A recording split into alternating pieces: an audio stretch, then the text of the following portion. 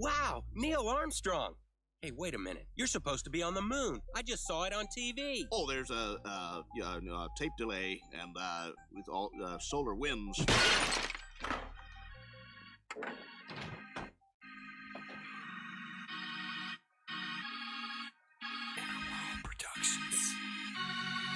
Nobody that I know of in my field uses the so-called scientific method. In our field, it's by the seat of your pants. It's leaps of logic. It's guesswork.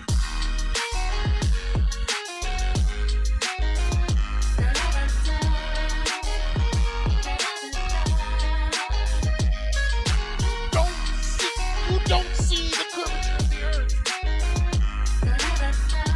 That stuff is flat. Globebusters taking up. Bye-bye, moon man and rover. NASA so mediocre. Sorry, but your ball is dead, but your ball is. Globebusters taking up. Gotta ride this roller coaster. But the truth is getting closer. Sorry, but your ball is dead, but your ball is. Get the shovel for the spice hubble. Piecing up the puzzle. Need a buster bubble. Evil gonna crumble, yeah? Sit down and be humble. Got the ball, you better fumble. You'll get mad, cause at this fight I'm Bob's your uncle. And then they call me the liar. I mean, it's absolutely unbelievable the pathetic techniques that they have to use to prove their heliocentric model. Bob's at the president, Jaron got the evidence. Arrows slaying Jesuits and Zach Sharkham is evident. That the earth electric and it's resonant. Your residence is happens and I hope to settle in like some sediment. If we so wrong, why they lying to discredit it? That's not too intelligent. That's a guy, not an in court, but we ain't really in the settlement. It's time to awaken from the pseudoscience sedatives. Globebusters taking up. Bye-bye, moon man and rover. NASA so mediocre. Sorry, but your ball is dead, but your ball is. Globebusters taking up. Gotta ride this roller coaster. But the truth is getting closer. Sorry, but your ball is dead, but your ball is. Inner World Productions.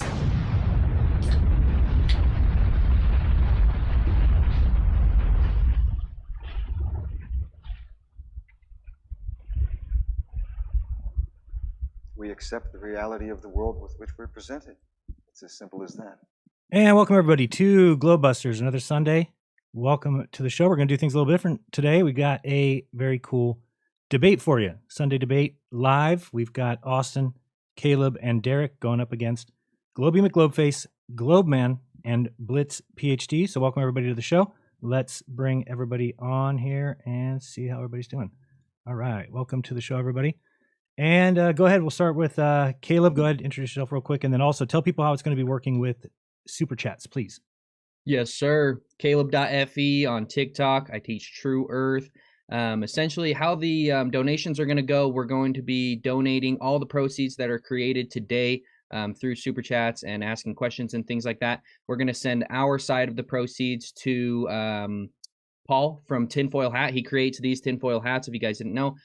He's been paralyzed from the waist down from a cancerous tumor that they found on his spine. And then if you guys, Blitz, if you want to tell who your guys' proceeds are going to, but I just want to make it extremely clear. The super chats that you guys send in, they need to be $10 and up if you actually want to ask a question to either side, to the Flat Earth side or the Globe Earth side. So make sure you attach a question if you want a question asked and who the question is for, and make sure that it's above $10 if you want it to be read, as well as you can donate more if you feel like helping these two guys out that really need it. So if you guys can introduce who your guys' proceeds are going to, that'd be awesome. Yeah, so hi everybody, I'm Blitz. I'm sure stuff is linked in the description. Our proceeds are going to be going to a man named Dean. He's a regular content creator on the Globe side of TikTok. He goes by Truth by Science or True by Science on TikTok. He recently had serious jaw surgery. He had an infection, I believe, and had to have some bone grafting done. And while he was able to put a down payment, thanks to many donation campaigns in the last few weeks, he's still struggling with medical debt. So our half of the donations will be going to him. Nice. Jaron, you want to say anything else? Excellent. No, that's about it. Unless you want to have people introduce themselves real quick, just say who you are so people know. Yeah. Let's all do that. Let's have Austin, Derik, and Globeman and Globey do it real quick. Austin, you go first. Okay, I'm Austin from Wits It Gets It on YouTube. And I'm not familiar with all the TikTokers, to be honest, because I'm censored everywhere else, so I can only imagine. But yeah. So Witsit or Austin, whichever one. Sounds good. And there you go, Derek. Awesome, guys. I'm Derik, just as it sounds in the name. I'm on TikTok. You can find me at Derik.2. I teach the true earth, and I teach common sense about the true earth in the globe model, and I explain it in a way that you should be able to understand. And all we ask is for you to take this debate serious and see the validity of this argument. Okay, Globeman. All right, what's going on? I'm Globeman. Again, I'm also from the TikTok side along with Blitz, and yeah, I just post content trying to address flat earthers' claims. That's pretty much it. Nothing too crazy going on over there. Okay, and Dr. Blitz. I'm Dr. BlitzPHD, whatever. I am a TikTok content creator. I do primarily science content. I don't actually do any flat earth stuff in videos, but I do plenty of flat earth debates, moon landing debates, and so on. And I'll, introduce my credentials in my opening statement. Excellent. And McGlobeFace. Yes, Globey is good. Globey, I am a TikTok creator, and I teach that the true Earth is a globe. That's it. Let's go. Okay, sounds good. We're going to start out with 15 minutes each, and they can, organize it however they want, 5 minutes each, or 10 minutes, 2.5, whatever it's going to be. It'll be about 15 minutes to do the openers, and then after that, we can get into open discussion. And it might be a little bit contentious, but if it gets to be too crazy, then we'll go to some sort of structured, 1 minute question, 1 minute answer. Hopefully we don't have to get there. We can just be gentlemen, but we will see how it goes. And I believe that the globe is going first, correct? Yes. Okay, you can begin when you want. Are you going to be screen sharing for the opener or no? No, I'm not screen sharing, but I believe that the others might be. Okay. Right. So, hi everyone. My name is Blitz. I hold a doctorate in mathematical physics. While my colleagues are going to address the claims of this debate directly, I'm going to take another approach. I'm going to show that taking the flat Earth claim seriously comes at a very high price, one that I don't think anyone should be willing to swallow. You see, by suggesting the Earth is flat, a series of positions must be taken in concordance because our knowledge of the world around us is highly intertwined. For example, a flat earther typically has to discount the existence of mass attracting mass, also known as gravity, as we all know that if gravity exists, it would pull any sufficiently large mass, like a planar Earth, into a spherical shape. This rejection of gravity means a rejection of Einstein's general relativity, of course. Note that this claim is absurd on its face because general relativity can be tested locally on Earth in laboratories. Indeed, even early experiments were able to establish a high degree of agreement between the theory and observations. In particular, even as far back as 1964, experiments were devised to measure the effects of gravitational redshift as predicted by Einstein, with results agreeing with the model at the 99% accuracy level. Rather, flat earthers often describe their account of what we might call gravity via electrostatics. While it is true that electromagnetism is stronger than gravity, the claim that electrostatics can account for the forces observed flies in the face of electromagnetism, the force that is the most well understood. Notably, neutral metals do not produce electric fields, and the neutrality of metals is easily testable with experimental apparatuses. A flat earther might also reject the rotation of the Earth, as it implies a non-planar shape. Unfortunately, in doing so, a flat earther must also reject the Sagnac effect, which can conclusively determine whether a measuring device is in an inertial reference frame or not. Of course, when one uses a laser gyroscope or similar devices to perform such a measurement, experiments detect a positive result, namely these interference patterns appear, demonstrating a non-inertial, i.e. rotating reference frame. Of course, the original results of the Sagnac effect are consistent with both the ether model and special relativity, but neither are consistent with a non-rotating planar Earth. Certainly by rejecting the Sagnac effect, they must reject special relativity. So why do I bring these up? Well, physics is not done in a vacuum, pardon the pun. Rather, physics is built upon well-trodden paths on the shoulders of giants. The audience may not know this, but the best scientific model ever developed is a model in physics known as quantum electrodynamics. And this model relies on special relativity, quantum mechanics, and classical electromagnetism. I'm happy to go into the details later, but suffice it to say, the model makes predictions that agree with measurement to roughly 1 part in a trillion. No other scientific theory even comes close to that degree of accuracy, and this prediction would be impossible without special relativity, without quantum mechanics, and without the classical understanding of electromagnetism. And yet, in order to believe flat Earth, one must believe that both mass-based gravity does not exist and that the Earth is stationary, two beliefs that are incongruous with quantum electrodynamics, among many other scientific predictions which are also, but slightly less so, spectacularly accurate. But lest I be misunderstood, I'm not claiming with certainty that general relativity and quantum field theory are perfect models. Of course they're not. We drive science forward by improving our models and sometimes shifting the paradigm toward a new, better understanding of the world around us. But bear in mind, when these paradigm shifts occur, old models are not thrown out and replaced with nothing. Rather, they are replaced by new models that can make even better predictions. And if that was what my opposition presented, this discussion would not be happening on a YouTube channel, but in academic circles. But that is not what the opposition will do. They will present no alternative models with quantitative predictions, they will not do no mathematical analysis, and they will perform no rigorous scientific experiments. Only one of the sides of this argument can claim to have done all of those, and that's my side. So to my opposition and to the audience, is this a price worth paying? In order to satisfy the belief in an undemonstrated flat Earth, one has to throw out effectively all knowledge of physics we have gained in the last 150 years. This means that nuclear power, used to power millions of homes, works just by accident, not by the merging of special relativity and quantum mechanics. That electromagnets that are utilized in speakers and microphones just work by accident, not for the reasons we think from classical electromagnetism and special relativity. That our application of medical particle accelerators, which are used to treat certain cancers, just work by accident, not because we understand quantum field theory, electromagnetism, and special relativity.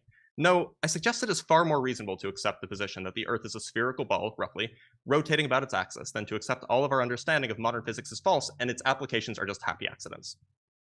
With that, I'll pass it on to GlobeyMcGlobeFace. All right, I'm going to share my screen here.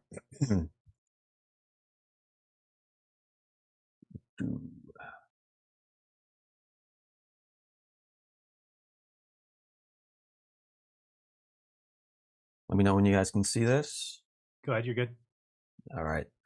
So what we're looking at here is a program called Stellarium, which I think you all are familiar with at this point. It is an astronomical application that shows us where all the stars are at any time and date in the future or past.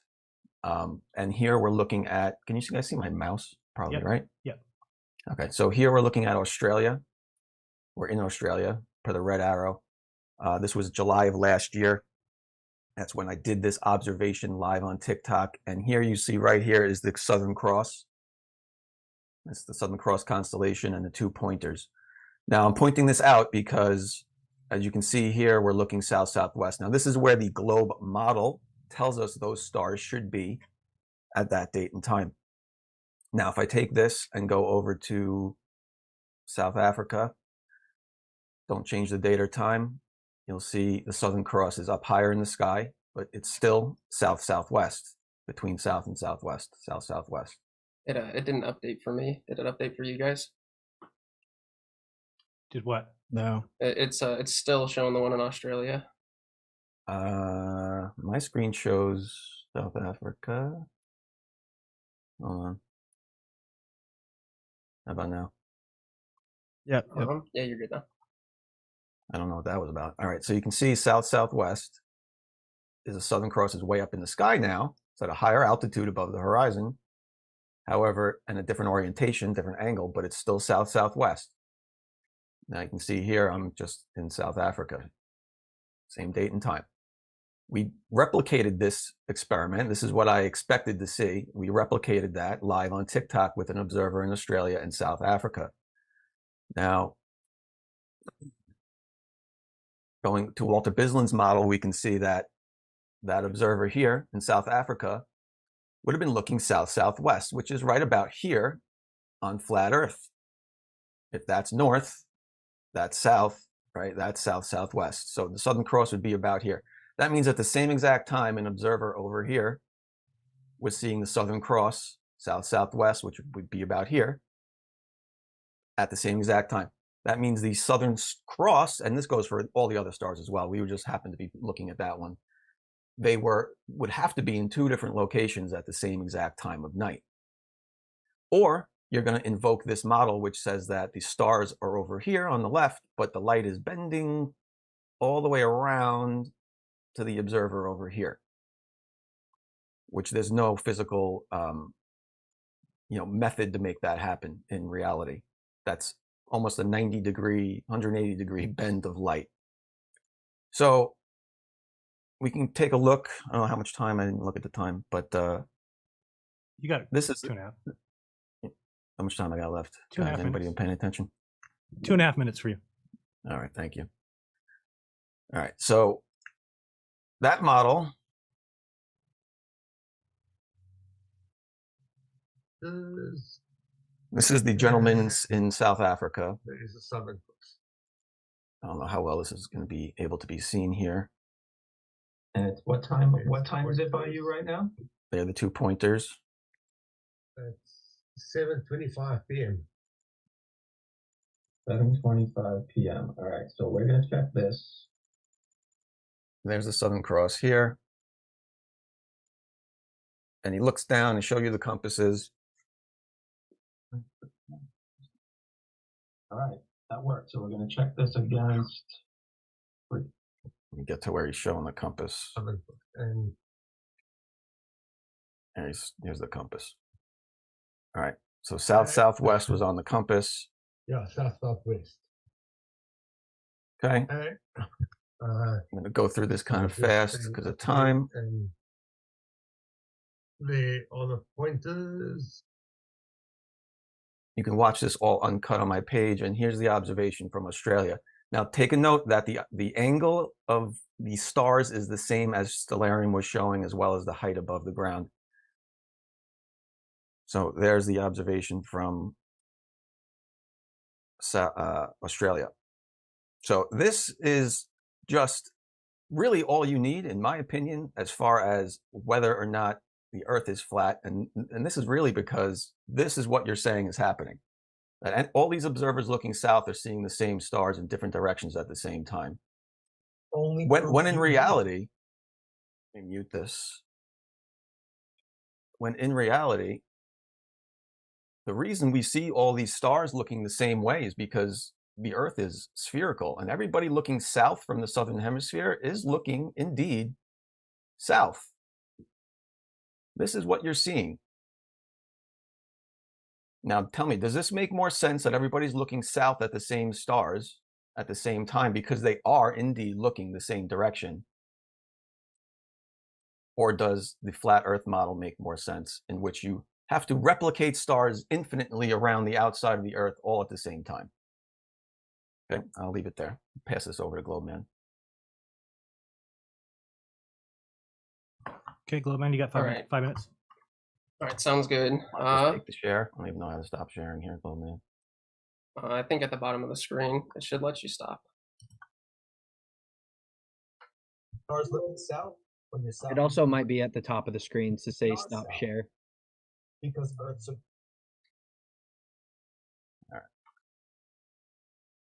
Go for it. All right.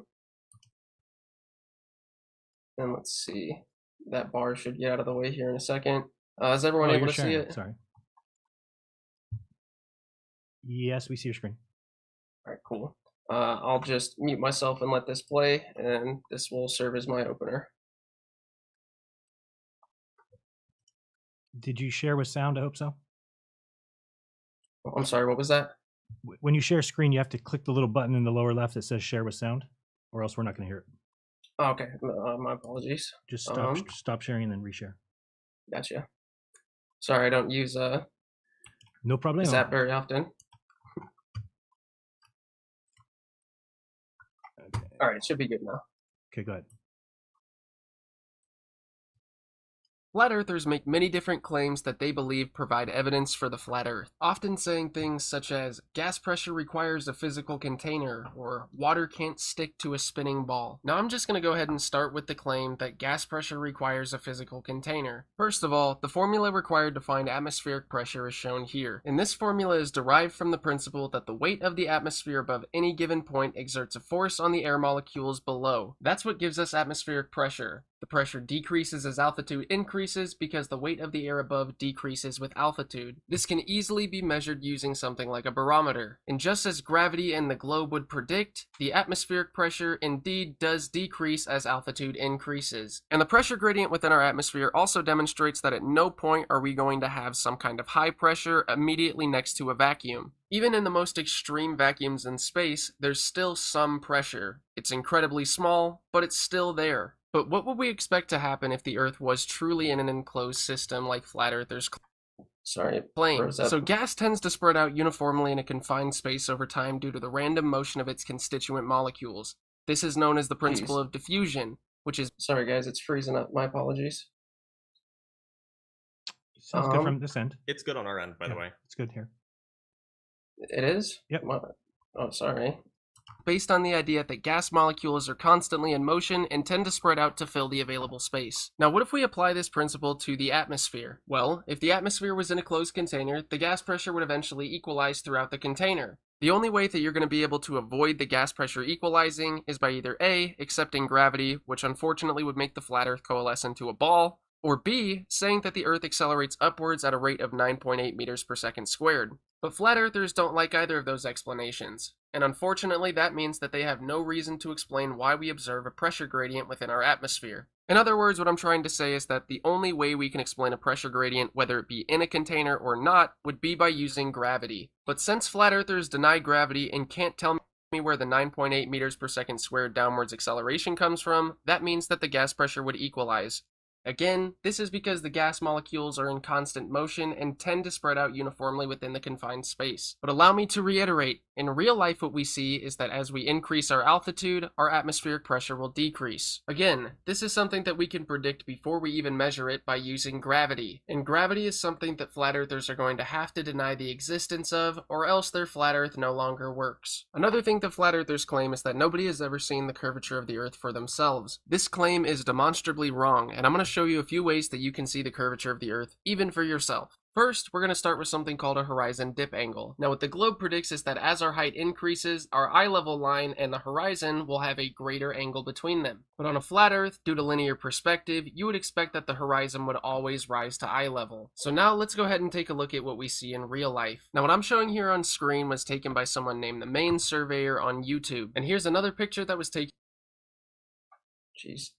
I don't know why I keep for the other face of the theodolite. Now I'm sure I don't need to point this out, but I will just in case anyone doesn't know what they're looking at here. There is a clear dip angle that we are observing between this level line and the horizon, which is here. And luckily for us, the Main Surveyor even left a screenshot of his logbook so we can see exactly what the dip angle is. And the measured drop would be about 7 minutes and 39 seconds with a standard deviation of plus or minus 3 arc seconds. This observation was taken from an elevation of about 22 meters, and the reason we're seeing that kind of a dip angle is again because of the curvature of this big beautiful earth right here. Again, we have another observation in real life that does not match what a flat earth would predict. Another thing that flat earthers like to say is that water always finds its level. And often what I'll do to reply to this claim is mention how we have high tides and low tides happening simultaneously at different places on the earth. By definition, that means that the water is not level. And as I would hope we would all know, level just means having no part higher than another. Now an easy way to think about this is to imagine a plane flying at 30,000 feet and its altitude is staying constant. Whether the surface underneath it is curved or flat does not matter here, because again, all level is having no part higher than another. But furthermore, level is going to be determined by gravity. Now when an object is level, that means that its surface is perpendicular to the force of gravity. So obviously that means that if an object is not level, it means that its surface is at an angle to the force of gravity, and the normal force is no longer perpendicular to the object's surface. Now the reason gravity affects whether something is level or not is because it causes objects to be attracted towards the center of the earth. And when an object is at rest on a surface, such as a table or the ground, the force of gravity acting on the object is balanced by the normal force exerted by the surface. And again, like I said before, if an object is not level, it means that its surface is at an angle to the force of gravity. To make a long story short, all I'm trying to say is that flat does not equal level. And for my final point, I wanted to show that the Earth's curvature can even be seen from a plane. Now I want to start off by saying this screenshot behind me was taken from a video by Wolfie6020. And I already know what you guys are thinking.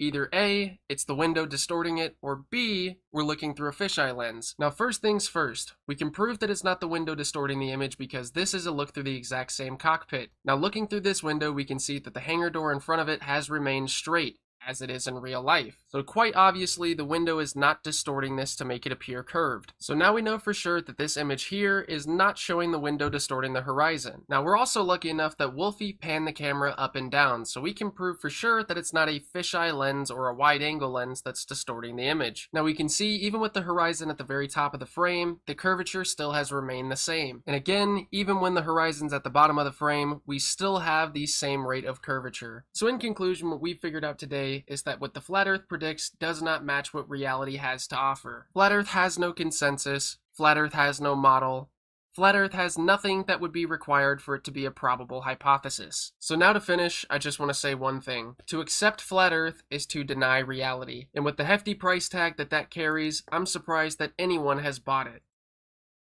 All right. And that's it. Thank you, Team Globe. Now let's go to Flat Earthers here now. Let me go to over here. Who's going first? Kaleb, you're on mute.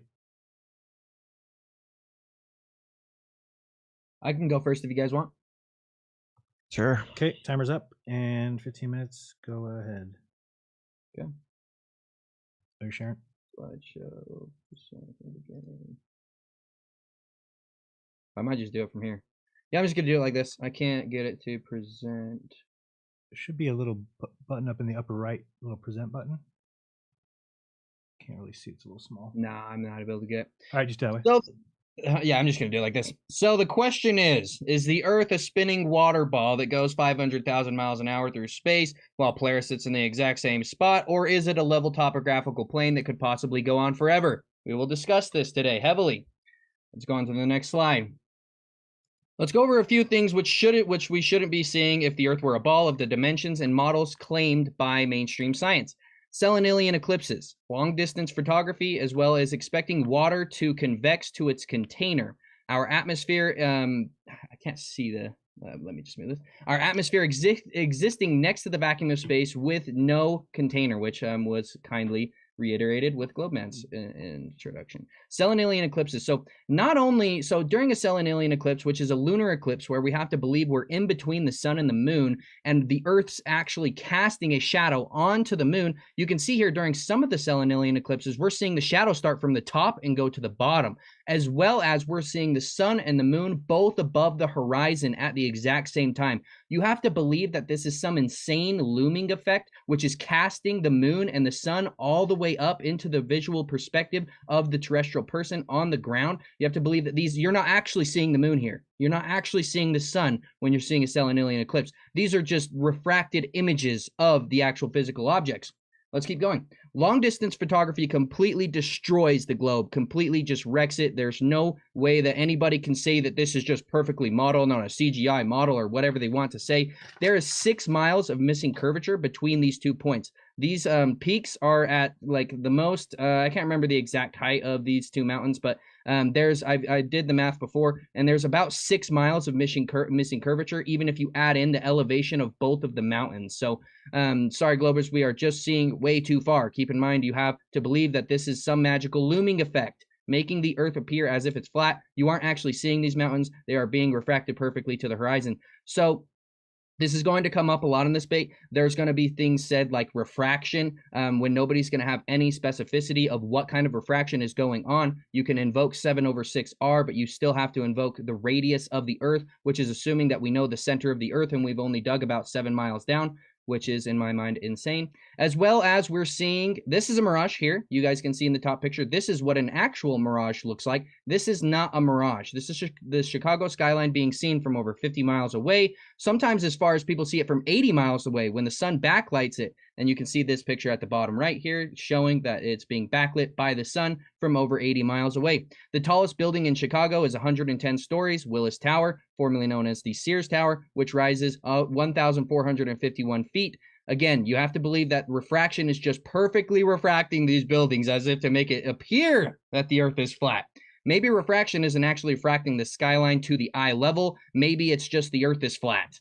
So let's go on to my last one of long distance photography. Everybody should have seen this, but if you're not familiar with this, this is called the Black Swan. It is an oil rig that was seen from 9.41 miles from a 1-foot observer height, necessitating that the Earth's radius be over 200,000 miles. Again, all that the Globers have is to say refraction. When we look over long distances, refraction doesn't work to refract things up. It actually refracts things down. Hence why when I see videos from Globers or Globey specifically, he'll show videos of boats being half hidden. That's the refractive index of the atmosphere refracting the image down. It's not the physical curvature of the Earth because there is none. Water proves easily that the Earth is a level topographical plane. When fluids are static, meaning at rest, they are level at the surface. Everyone should know that. The surface of the Earth is covered 70% by water. We are supposed to believe that all of this water just convexes at the surface to the rate of 24,901 mile circumference that mainstream academia purports. Whenever we look at water, there's no terrestrial observation you can show us today to show that water bends. Water does not bend. It's completely level. It will not bend 8 inches per mile squared tangent to the observer's height, to their viewpoint. You can prove this through just natural physics. You can look at this. You can never bend this water bottle to make the surface of this water bend. Hence why, and we'll get stuff like this. We'll have Globers show like a little droplet of water, which this is actually due to electrostatics to the water. That's why it's doing this, holding this adhesion. And this is not to scale. Comparing 1 drop of water or a little bit of water in a vial is not, you can't compare that to quadrillions of gallons in the ocean. That's literally just a non sequitur. It's just a fallacy in and of itself. And then the last point that I'll make here, and then I'll pass the time on to Austin or Derik, whoever wants to go. Gas pressure, like was said in Globeman's opener, gas pressure, having gas pressure or a gradient, both. It necessitates that we have a container. You have to believe that this spinning water ball is sitting and coexisting right next to the vacuum of space, which is 10 to the negative 17 torr. This would equalize. There's nothing stopping these from equalizing. Jaron has some good thought experiments where if we were to create a vacuum the size of a room, put a shoebox in the middle of that room, have a lever that's operated by Bluetooth that opens up that shoebox with atmospheric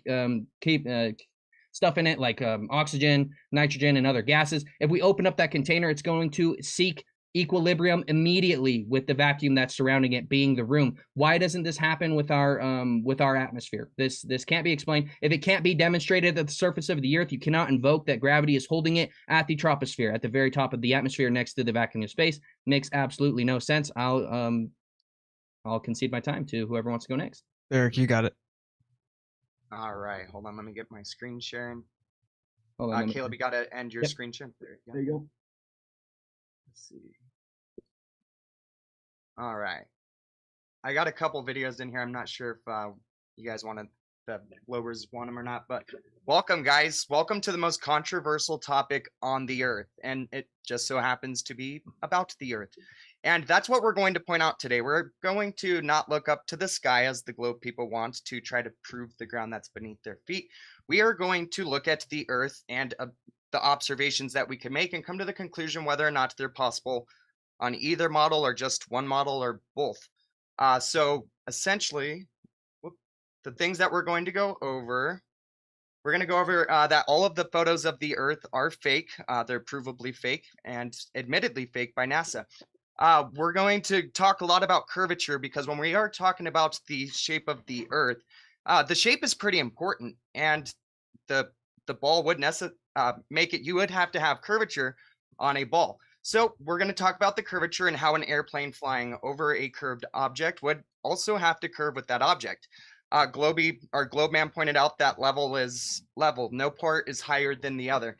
I'd like for you to just look at this globe here and tell me if no parts are higher than the other. You have to believe that they're not higher than the other because of the center of gravity. So it's all just a whole bunch of guess games and trying really hard to avoid the topics. You're going to see what we'd like to see the globe people do is prove that the Earth is in motion, prove it's a sphere, and prove that you can have an atmosphere next to a vacuum. Water does need a container. And by the end of this presentation, I hope you all know that NASA needs to be defunded because they're not doing their job. We are going to see a lot of different fallacies come out of the Globe Earthers today. They are going to get you to try to look up to prove the ground, as I've been saying. We're just going to look at the different shape balls and the shapes of the continents and where's the rest of the continents that are supposed to be in these pictures and how they're constantly changing. If the Earth were a ball, we would not have composite images. We'd have real images because we would have billion-dollar satellites flying around through space. So that's just one of the big deals. The airplanes here, if you want to look at the design of a SR-71 Blackbird that travels 2,200 miles an hour, very sleek, very aerodynamic. And then you get this space shuttle here that clearly does not look like it's going to withstand this pressure from those speeds. And if you just look at the difference in the level plane flying and the rocket that's flying, you're going to have to come to the conclusion that if a rocket follows that path to follow the curve of the Earth, airplanes would too, but we don't see that. We see straight lines, and the straight lines dip into the horizon because of perspective, and you're going to learn that today. Over a 2,200-mile flight and 1 hour time, this airplane would need to overcome 432 miles of curvature. And the globe people are going to try to tell you it's 1 mile at a time, which doesn't work because their curve of their Earth would be physical. And if the physical Earth curves 432 miles over the distance of 2,200 miles, then you're going to have to overcome that to maintain the altitude as you fly straight and level over the Earth. And in the meantime, you also have to remember that the Earth is also rotating. And the globe people like to say everything's moving together, but if that were the case, it'd be like a river.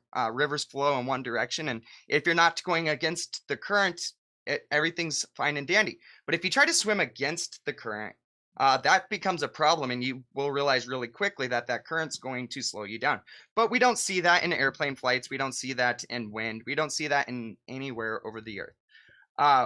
Just want you guys to think about how big the Earth would have to be for that rocket there, that parabolic maneuver to somehow orbit the Earth, right? Because if that's all it takes to get over the Earth, they're telling you that when your entire line of sight covers the entire Earth, because they're going around it. So not very good. And as Globeman was talking about seeing the curve from an airplane, it's not the flat earthers that disagree with you. Well, we do disagree with you, but Neil deGrasse and others have done the math to see whether or not you would see the curve from even 53 miles up during Richard Branson's flight to space. He went 53 miles up. I got a video here we'll play later of Neil deGrasse talking about how you can't see the curvature from that height.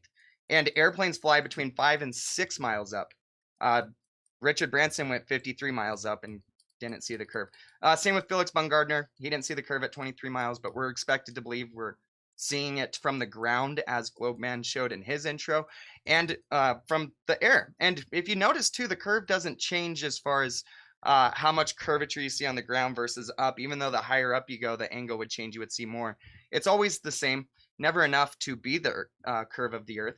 And what we're looking at is refraction here. And I've got a quick little video here. If you guys don't mind, I'd like to play it. Talking about how gradients in the atmosphere changes, or in this case, this tank changes the way light travels through it. So this is just a quick little video. I don't think you shared with sound, so go ahead and narrate. Oh, shit. Dang it. Hold on. You could just narrate, like talk over it. You don't even have to reshare. I could share it right here. Hold on. I got it. I got you. All right. We'll restart. Sorry, guys. Regular water, so all the sugar that dissolved in the water stayed at the bottom. Basically what that does is create a density gradient where it's densest at the bottom and least dense at the top. So if you think that you haven't seen this phenomenon caused by this gradient index, you're probably wrong, because this is the same phenomenon that causes mirages. In fact, a little bit better than laser light, you can follow the path of the bottom corner of the box and look how bent it looks. So watch as I get down low, watch the background here. Watch how it lenses everything. In fact, it makes it look like there's a slope here. So you can see the edge going up there, but there's actually not a slope there. It's actually just flat. You can see it's just flat like that. Add sugar, what you do, you fill the tank with water, then you pour sugar in so it lays in the bottom. The sugar at the bottom starts to dissolve, and that makes the refractive index, the density, essentially the optical density of the water, will be higher lower down, and light bends towards a more dense medium, which is what normally happens. And just real quick, guys, cold air is more dense than hot air, and air coming off of the ocean is going to contain a lot of water. And if that's the case, as the light travels to your eyes, it's going to be moving through a more dense medium, and it's going to bend. And as you just saw, it bends downward, not upwards. How much time does Derik have? That was the 5-minute bell, so he's dipping into. I'll finish up. So here's the what they did was they put a skyline behind this, and as you can see, it compresses it to what we actually do see when we look long distances over water. And yeah, I've got another video I'll show later, but yeah, game over, guys. Okay, and Globe team went over about 5 minutes, so Austin, you have about 5. I'm sorry, they went over 1 minute. Austin, you have a total of 5.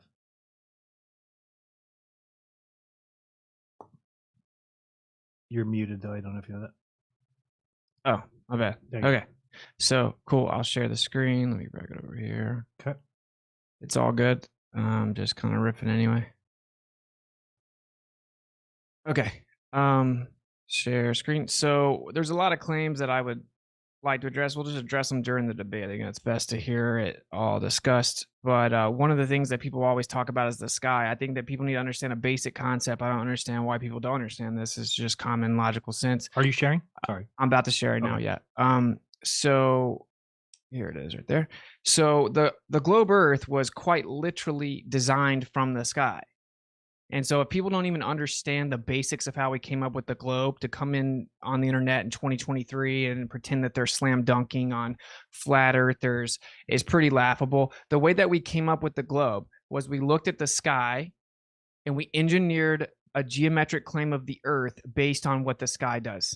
If you turn around and say, hey, look, the sky matches the globe, that proves the globe. That is logically bankrupt and fallacious and ignorant, and shows that you don't even know how we came up with the globe in the first place. So I'll go through this real fast. Of course, one of the things he brings up is the idea that we see counter rotations and that the Southern Cross would debunk it because of where they see it on a flat Earth. And they show you this depiction right here. Now, of course, this is from Not a Professor Dave, and this is laughably a straw man, right? That's not the direction those people actually look. I wonder why the Globers always leave out the true directions. So let's look and see what Solarium shows as the actual direction so we can get to the bottom of this. Here's a Southern Cross. They all are at 2140 UTC. You can see that down here in the bottom right here, we have Salvador. You look at the top right, you can see where we see the Southern Cross. Oh, look, it's all the way down at the horizon, and it's never exactly south. It's always southwest. We look over here, also southwest. So all three observers from Salvador, Perth, and Johannesburg see the Southern Cross southwest at different positions in their sky at the same time. So when Globers turn around and they say stuff like, we see the stars at the same place in the sky, all looking south on the globe, that's actually patently false. Even Solarium disagrees with you. That's not where we actually see it. So if you want to see a little depiction so maybe you guys can understand it, here's a quick video. Oh, I may not have shared with sound though. Oh, you have to click the little box, don't you? The 3 dots and then scroll down. You'll be able to do it. I'm going to reshare, share sound, bang, bang. All right, so I think he narrates this pretty well. Couple slip-ups, I'll just play it. So the best way to explain the Southern Cross observation from 3 different locations in the Southern Hemisphere at the same time is the Walter Bisland's model. So we have one in West Australia, one in South America, one in Africa. If we say that this is the star on the sky that we're all going to resemble, see it's right over Africa, say this is the star that we're going to see it. This is the one we're all going to see, right?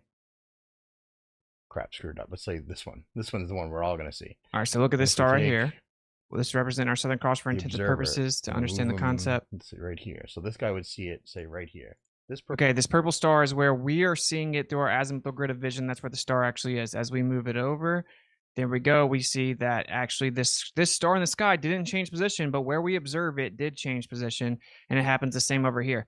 Now, what the ballers try to say is that this would require light to bend in a way that's physically impossible, basically like a script. I like to point it real fast. They always leave out the directions. It's hilarious. They just repeat each other. So when we actually go and throw the real directions, how does it work on the globe?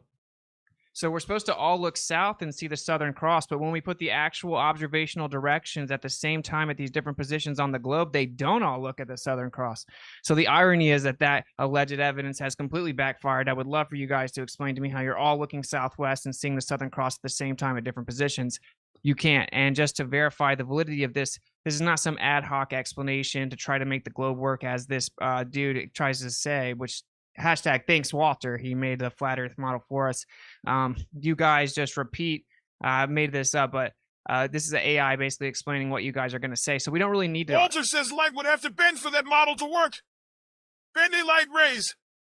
My daddy MC Tune said light can't bend that way. Stupid flurf. Okay, so that's all you're going to get is bending light rays over and over. So I don't know how much time I have. I'm trying to breeze through this 30 fast, seconds. so you guys understand the basic concept. We have an azimuthal grid of vision. Now, time and date, suncalc.org, everything that you guys use, Stellarium in the globe paradigm uses this exact model. You take your zenith to the position directly over you. This gives you the meridian along that line. What you're going to do is establish what's called your azimuth. That is your horizontal direction on the horizon. Then we take altitude positions to the stars. We map this out 360 and we get an azimuthal grid of vision of our observability. And that's how we actually map the sky. And that's where we made the globe from.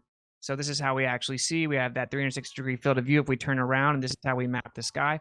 Now, what we know is that when we look at reality, we have crepuscular and anti-crepuscular rays. So what this shows us, if the sun's coming from over there, but over here, it looks like they're converging down to the horizon. Well, this is an optical effect of perspective. That when we look around, we have a convergence. The sun is setting in the opposite direction as this is. So we know that we have a dome of vision effectively. Even in the globe paradigm, they have to invoke this to explain anti-crepuscular rays. So when we look into reality, they want to claim that these light rays are parallel. But if we look at it in the side of a dome of vision, we would see this curve right here. If you look closely, you'll see it converging on the horizon to the left, converging on the horizon to the right, curving to combine the two. Well, this is what we would expect in an azimuthal grid of vision. It would curve.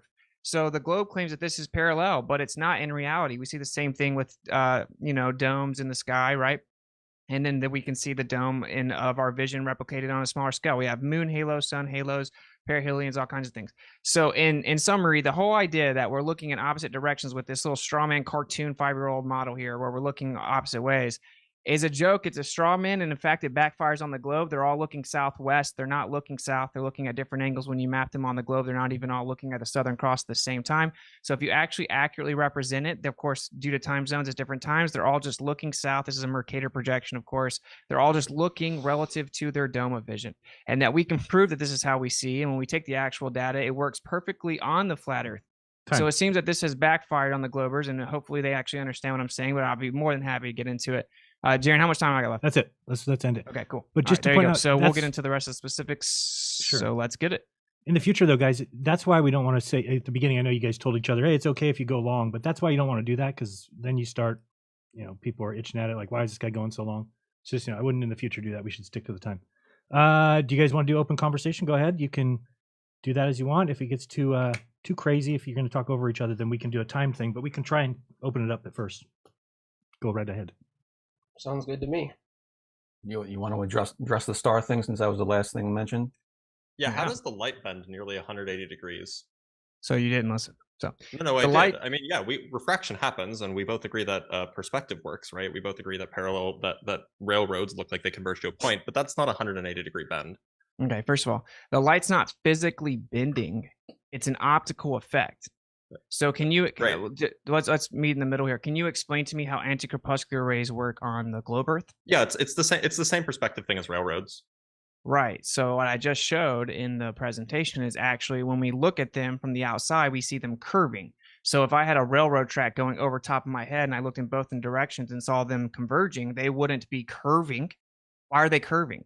Right. In Walter Bislin's the thing that you pulled up, if you there are particular stars that you can see, the light comes over and then to the front, or to the so light comes from the north, or from I guess from the other side of the world from your perspective, comes over the azimuthal field of view, and then comes in from the other side. It bends 180 degrees around. How does that work? Actually, it doesn't bend 180 degrees. Nearly 180 degrees. You just made that up. Yeah, so you guys always I can show you a picture. You always do that. I'll share my screen. But this is what's interesting. You didn't answer my question. So whenever we have anti-crepuscular rays on the globe, and you said that it's like railroad tracks, I just explained, well, how come when we look at them, they're curved? So if I have a point on the horizon that looks like the light rays are converging, and then I have a point on the opposite direction, 180 degrees, where it looks like the light's converging, and I draw a line over my head from point to point, I'm going to get a curve or a dome. So how come when we look at them in real life, we see them curving from point to point? How does that work if it's like railroad we tracks? both agree that perspective is a thing. So you're saying perspective makes things curve? Yeah, of course, but not 180 degrees. Okay, so perspective's not purely Euclidean geometry, and it actually makes things curve. I mean, yeah, perspective is a projection from Euclidean space to a hemispherical space. So it makes the parallel light rays from the sun appear to curve to each convergence diverge point. or to converge. Well, no, but it curves from point to point, though. So I don't actually know what phenomenon you were talking about. You were talking about like this bowing effect. I mean, the parallel light rays behind you and in front of you, yes, that's a diverging or a converging effect when you see corpuscular rays or anti-corpuscular rays. I don't know what other light effect you were talking about because you didn't name it. So I just showed the picture of the convergence. Right, but you didn't actually tell us what it is. Yeah, when you look at the convergence on each position of the horizon, they curve to meet each other. So see if you can answer Of this. what? If there's what is this a picture of? It's a picture of the actual light from the outside on the Earth. Like, see if you can answer this. If I have a point on the horizon, right, and say it's in the west, and then I have a point that's in the east on the horizon where these rays look like they're converging, right? If I'm going to connect the point to the west and the point to the east, and it goes over my head, what am I going to get? You'll get something that looks like it's converging towards an infinity point in front of you, and it'll look like it's diverging from behind you. Okay, so if I want to connect the 2 points with a line, but it has to go over my head, what do I get? So are you connecting them in real life? Are you actually asking the path that the light takes, or are you asking what direction does it look like the light takes? Sure, do the latter. Of course it'll look like it'll curve over you, sure. Okay. Nobody's denying that. So you're hold admitting on. that the light's straight, but it looks like it's curving? Yeah, except again, this is a bowing effect that you'll see, right? You'll see a bowing effect. You will not see something bending, going straight, and then bending around, which is exactly what Walter Bisland's model does, which you cited. First of all, you actually just said it again. It doesn't bend 180 degrees. That's I can patently show false. you. Can I share my screen? Yep. Just so Yeah, I can sure. show? I would love to Okay. show me 180 degrees. Sure. And by the way, on Walter's model, these are arbitrary stars Here. he placed in the sky, right? This- These aren't see actual this, stars. See this right here? That red Yeah. ray? See how it Yeah. bends? Nearly Yeah, can we see 180 that star in degrees. real life? Apparently, yeah. You would say that you could because this is a southern star. Really? Oh. So when we're Mm. on this side of the Earth, we can see the southern star at night the same time the other observers are seeing the southern stars? So which stars do you think that you should be able to see? These are not real stars. Did you not know that? These are arbitrary well, made-up Of, stars. of course they're not, but this is the model that you brought up. So I'm Yeah, just saying that so- your model is absurd. This is awesome. So yeah, the anti-flat earther Walter Bisland made this model, and he found out he couldn't debunk it. So what he did was which stars Hold are on, real? Debunks You're itself. freaking out. You're freaking out. So these are Austin finished. arbitrary stars. These aren't real stars. So you just drawing Cool. random arbitrary lines to stars doesn't somehow debunk flat Earth. Let's look at what stellarium and the actual observations show us that we can truly see, and then we'll map it out. And guess what? It works every time. So these did you miss- arbitrary made up bendy light rays mean nothing. Did you miss my presentation where I showed you stellarium and I showed you the Southern Cross south-southwest for both those observers? Did you miss my presentation where I specifically addressed Yeah, that was- exactly what direction they're looking? You didn't. That was a different time of day. That was a different date. So yes, they do. That doesn't matter. rotate. Of course it matters. It's going to change where they are in the sky. Why Yeah, wouldn't it but matter you- which date we do it on? You So claim that I showed you July. I showed you July, the date we did the observation. And the Southern Cross was south-southwest for both those observers. Do you disagree now with the stellarium data? No, I just invoked the stellarium data to show that they all look southwest, and I show that it doesn't even match on the globe, and that On it a matches different perfectly. day. You're dodging my question now. Yeah, it's a different day, right? Wait, it's the same effect. It's the same effect. So on this day in July, the Southern Cross is exactly south-southwest. Do you see my screen? Yeah. Okay. So if I go to Australia, the Southern Cross is still south-southwest. It's just lower in the sky. It's frozen, by the way. You didn't move. Yeah. Yeah, it's not updating for some reason when you Well, use it doesn't update when I switch. How about now? Maybe it might just be delayed. Yeah, okay, it's good now. it updated So now. there's the south-south. There's the Southern Cross again, exactly south-southwest. So this is the stellarium data that you just referenced yourself. Different date and time, sure, but this is the stellarium data. So now you showed this. Now this person in Africa or South America here is looking southeast, and this person's looking southwest. Okay, so this is Why a don't you Mercator. Make this work to match the real life observation that I showed you, which is this person here in Australia looking southwest, and this person in Africa looking southwest. Yeah, it appears you didn't. Maybe you didn't understand my presentation, right? But no, I didn't apparently because you didn't answer the I get question. it. I get it. So you guys need to understand some basic things, okay? The light doesn't physically bend. It's just an optical effect based on your limit of perspective. Do you understand that distinction? Sure. Look at your Although light does bend occasionally, there is refraction. We That's both agree on that. that's called a non sequitur. So it's irrelevant. Okay. Okay. So let's stay on subject here. So the light doesn't physically bend. It's an optical effect due to limit of perspective. Now, That your doesn't mean- paradigm does not claim what Blitz has already claimed. He quickly had to concede that, oh yeah, it'll make it look like it's curved. Well, your paradigm doesn't claim that. Your paradigm claims that it's parallel raised. It does not claim that perspective alone can make it look like it's curving from point to point. It objectively doesn't claim that. So you've already conceded my entire position. As soon as you claim that perspective causes it to look like it optically curves, you're now admitting that all celestial phenomena ever works on a flat Earth. You understand that? I mean, you're putting words in my mouth. That's not what I said. You did. You said it would look like it's curved. We all hold on. Everybody in this channel will acknowledge that railroads look like they're wider when they're underneath you and narrower ahead of you and behind you. That's what a curve looks like. Looks like it's bowing out behind you, bows out at the middle, and then comes in. That's exactly what it looks like. We all acknowledge that. That doesn't debunk the flat. That doesn't debunk the globe Earth. And furthermore, I wanted to add one more thing. That's it. That's an ad hom. Don't do that. It wasn't I an just wanted to say ad-hom. one other thing Go, though, man, go. to add to this. So you had mentioned the crepuscular and anti-crepuscular rays, and that's kind of what we're talking about now. So anti-crepuscular rays would not be what we would expect on a flat Earth with a local sun, going above it, right? Crepuscular rays, that's perfectly fine. But again, just as Blitz said, it's going to be just the same thing. It's going to be parallel lines appearing to converge in the distance. And anti-crepuscular rays prove that.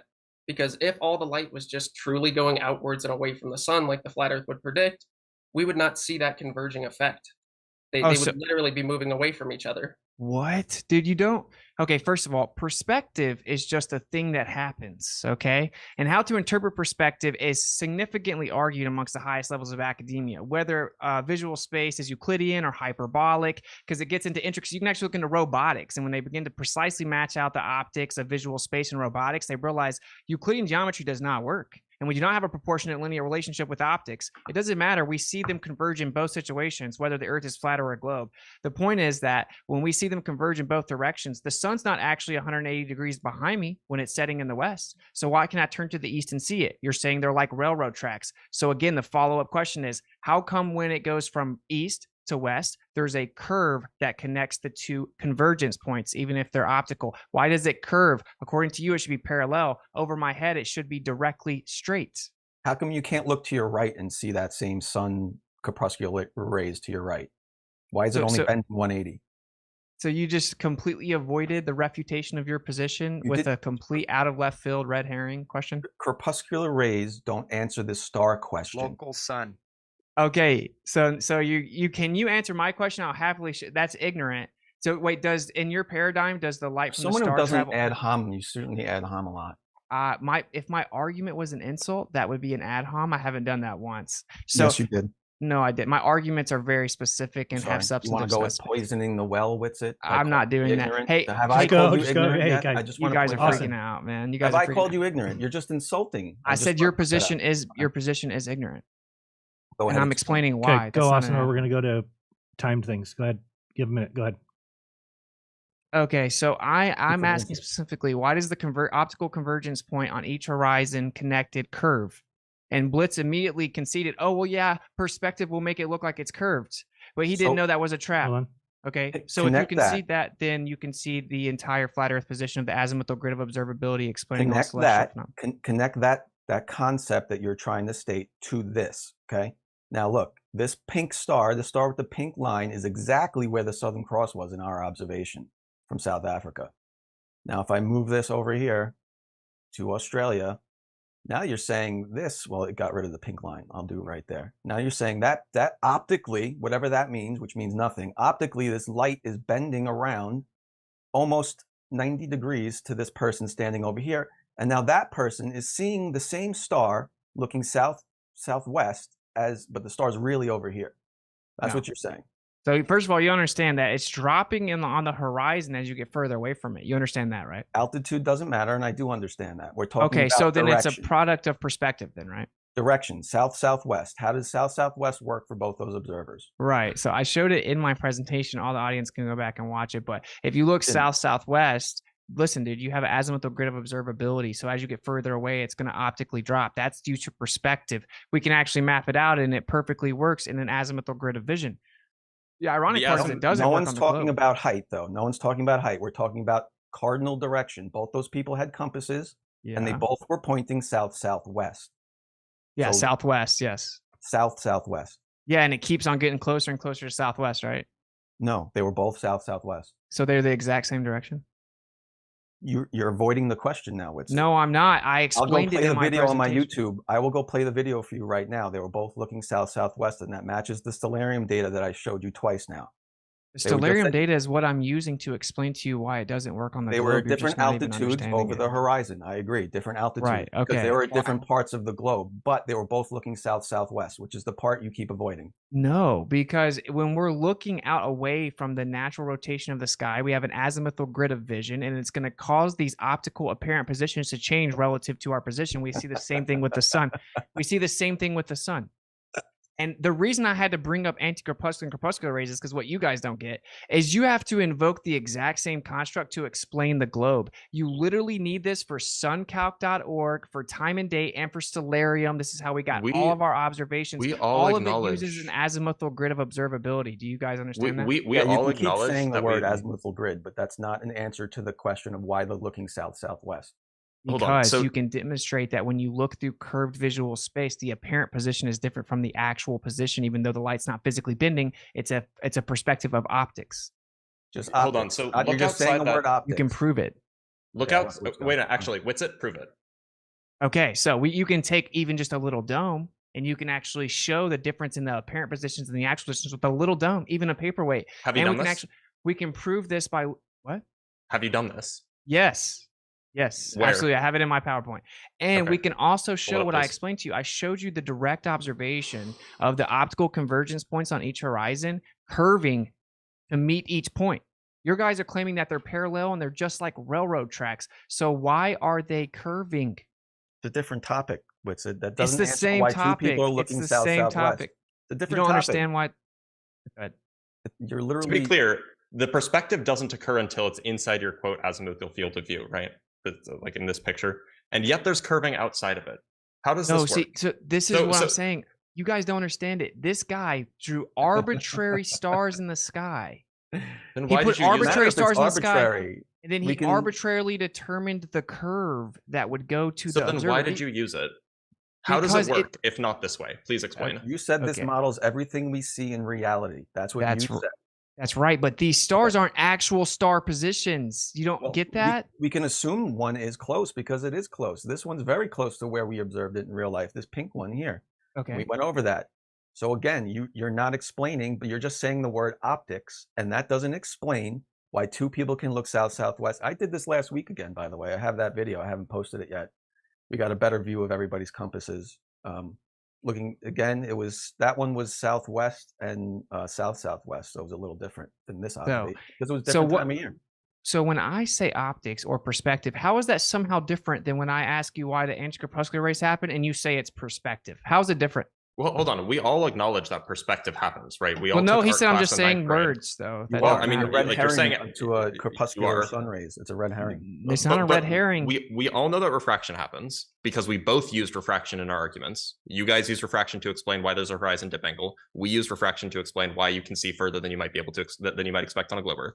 You are invoking perspective as to why these rays bend 90 degrees. We're invoking perspective as to why railroads appear to converge. We both understand that these are all happening. The question is you have a burden here to explain why we can see something that is south-southwest, and an answer is not azimuthal field of view. That's not an answer. You actually have to explain how that works. How is it that the light that the light, which would appear that way if you were just looking directly at it, suddenly, because of your field of view, appears that way? Yeah, that's on you. That's what you have to prove. And forget the Southern Cross. The Sigma Octantis is right in the center.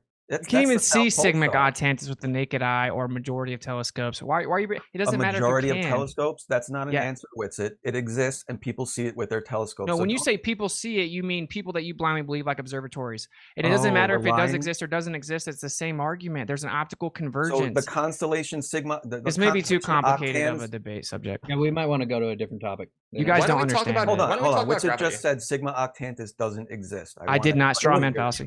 We're doing a lot just of said it looking doesn't at the exist. sky right I said it doesn't matter if it does or doesn't exist. Sure, it does because it's the Derek, South Pole go stuff, ahead, and Derek. it's What is seen due Derek's been Let's trying talk to about say? gravity. Hold on, Gravity. Derek. We don't have to look at the sky. We don't have to look at the sky to talk about Hold on, gravity. Derek Is that fair? keeps showing this piece of paper. Derek, what are you showing? So this is if this was the actual star, when you're viewing it from here looking up, if this is your azimuthal grid of view, this would be its apparent location from here, and this would be its apparent location from here, even though they're in two different spots. Now, if you were seeing the actual location and it was lower, you'd be looking in the same direction. So their argument would work if this were the case.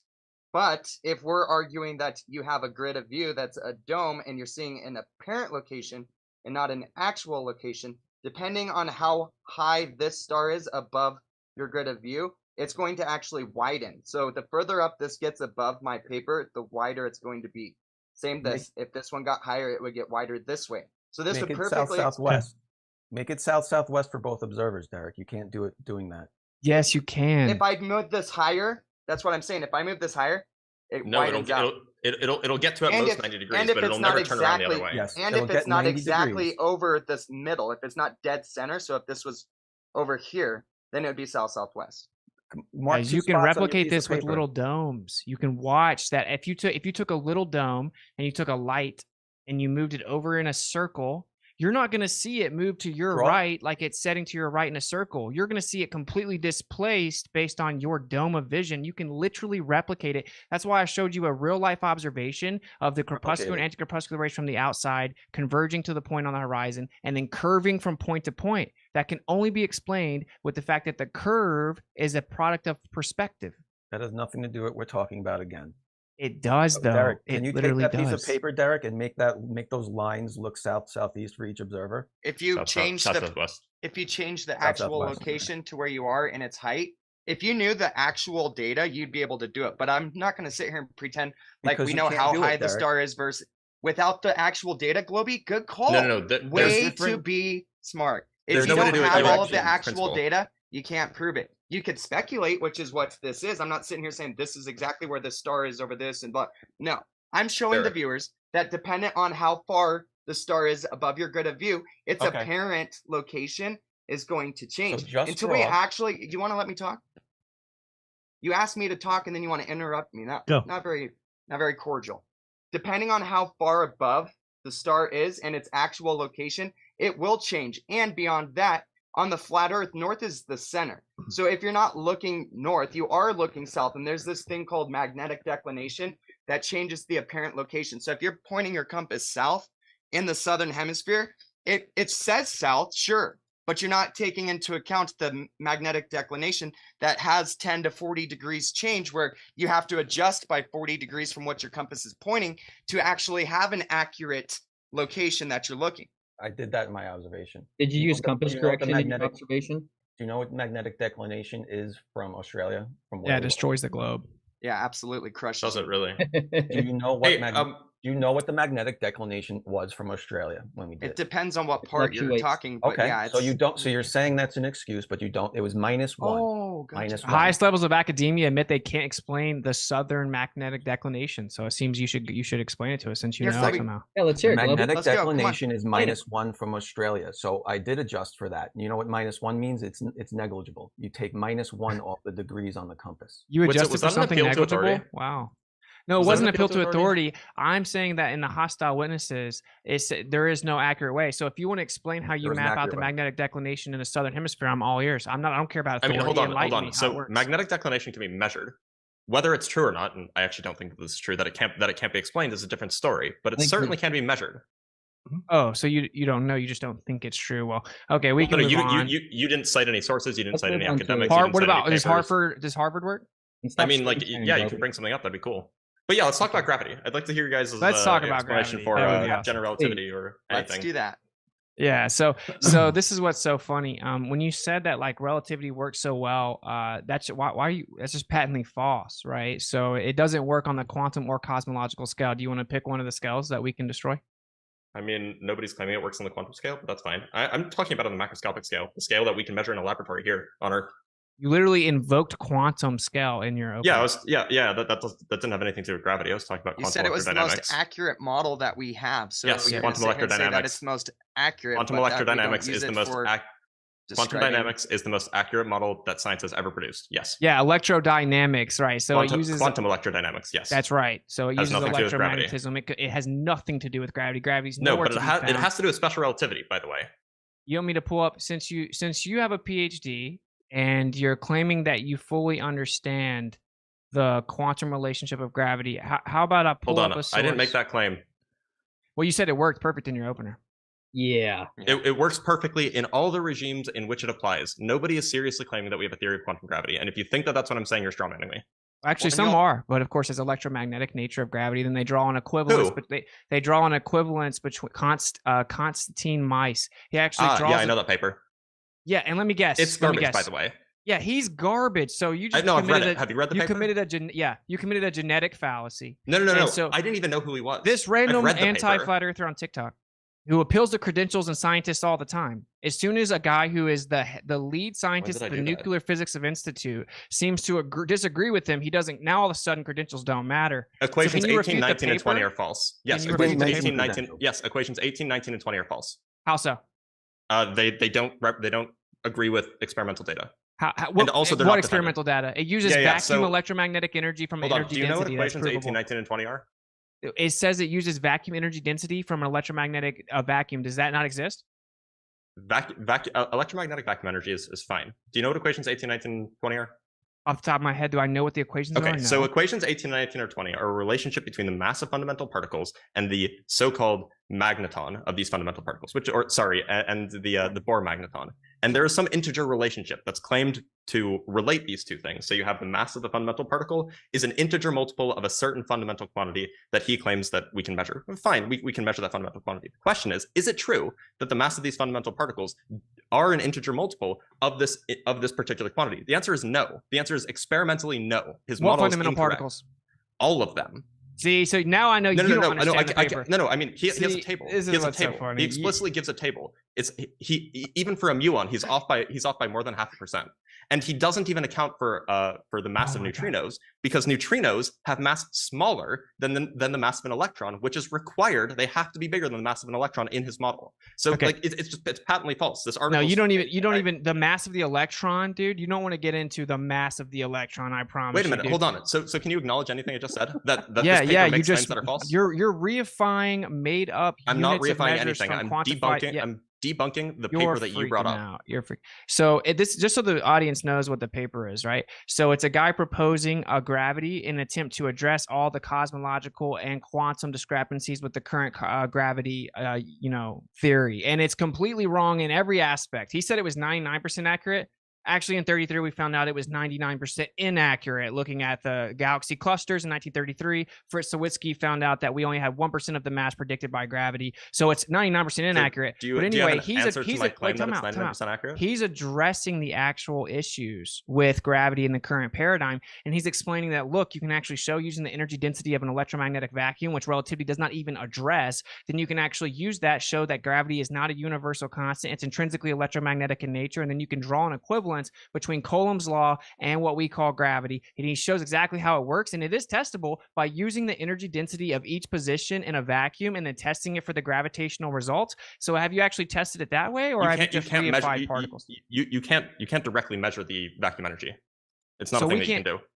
Okay, so we can't detect electromagnetic fluctuations in a vacuum? No, we cannot empirically, experimentally measure directly the electromagnetic vacuum energy. We can only do it via particle collisions, which again, I guess you're assuming don't exist. Okay, well, just what you call particles, yeah, and assuming the materialistic nature of them, of course it doesn't exist. Of course, QFT has now already inched their way to saying it's actually background fields with oscillations and excitations. And we just call them particles. We just call them particles for intents and purposes. You guys are just inching towards an ether. But this is the truth that I'm trying to point out. Can you acknowledge that there's a huge gap in what gravity claims to be and experimental evidence from both the quantum and cosmological scale, and that people at the top tier of your paradigm are currently trying to fix those problems, and one of the primary fixes that are being proposed is unifying it under electromagnetism? Yes, and no. Yes, there are problems at the quantum scale with gravity. This is a problem known as the quantum gravity problem. Yes, there are problems at the cosmological scale, but not the ones that you brought up. There are problems involving basically dark energy. The leading theory is not unifying it under electromagnetism. That's patently false. And for what it's worth, I work with these people. I know who they are.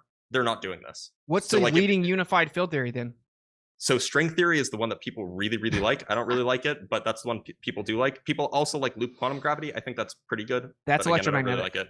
Loop quantum gravity is not electromagnetic. Yes, it is. It says that there's a background medium that interchanges all. It's an SU2 gauge theory. It's specifically non-electrodynamic. Okay, so what you're saying is that you think that the attempts to unify under electromagnetism are less efficient than string theory and loop quantum theory. I didn't. So the attempts to unify it under electromagnetism are just like patently false. String theory and loop quantum theory are just hard to test. Now, I don't think that those are true either. I don't think anybody has a good solution to quantum gravity right now, but this guy, this Konstantin Meis, certainly doesn't. By the way, did you look at his references? Because he cites himself in half of his references. Okay, he has tons of other references.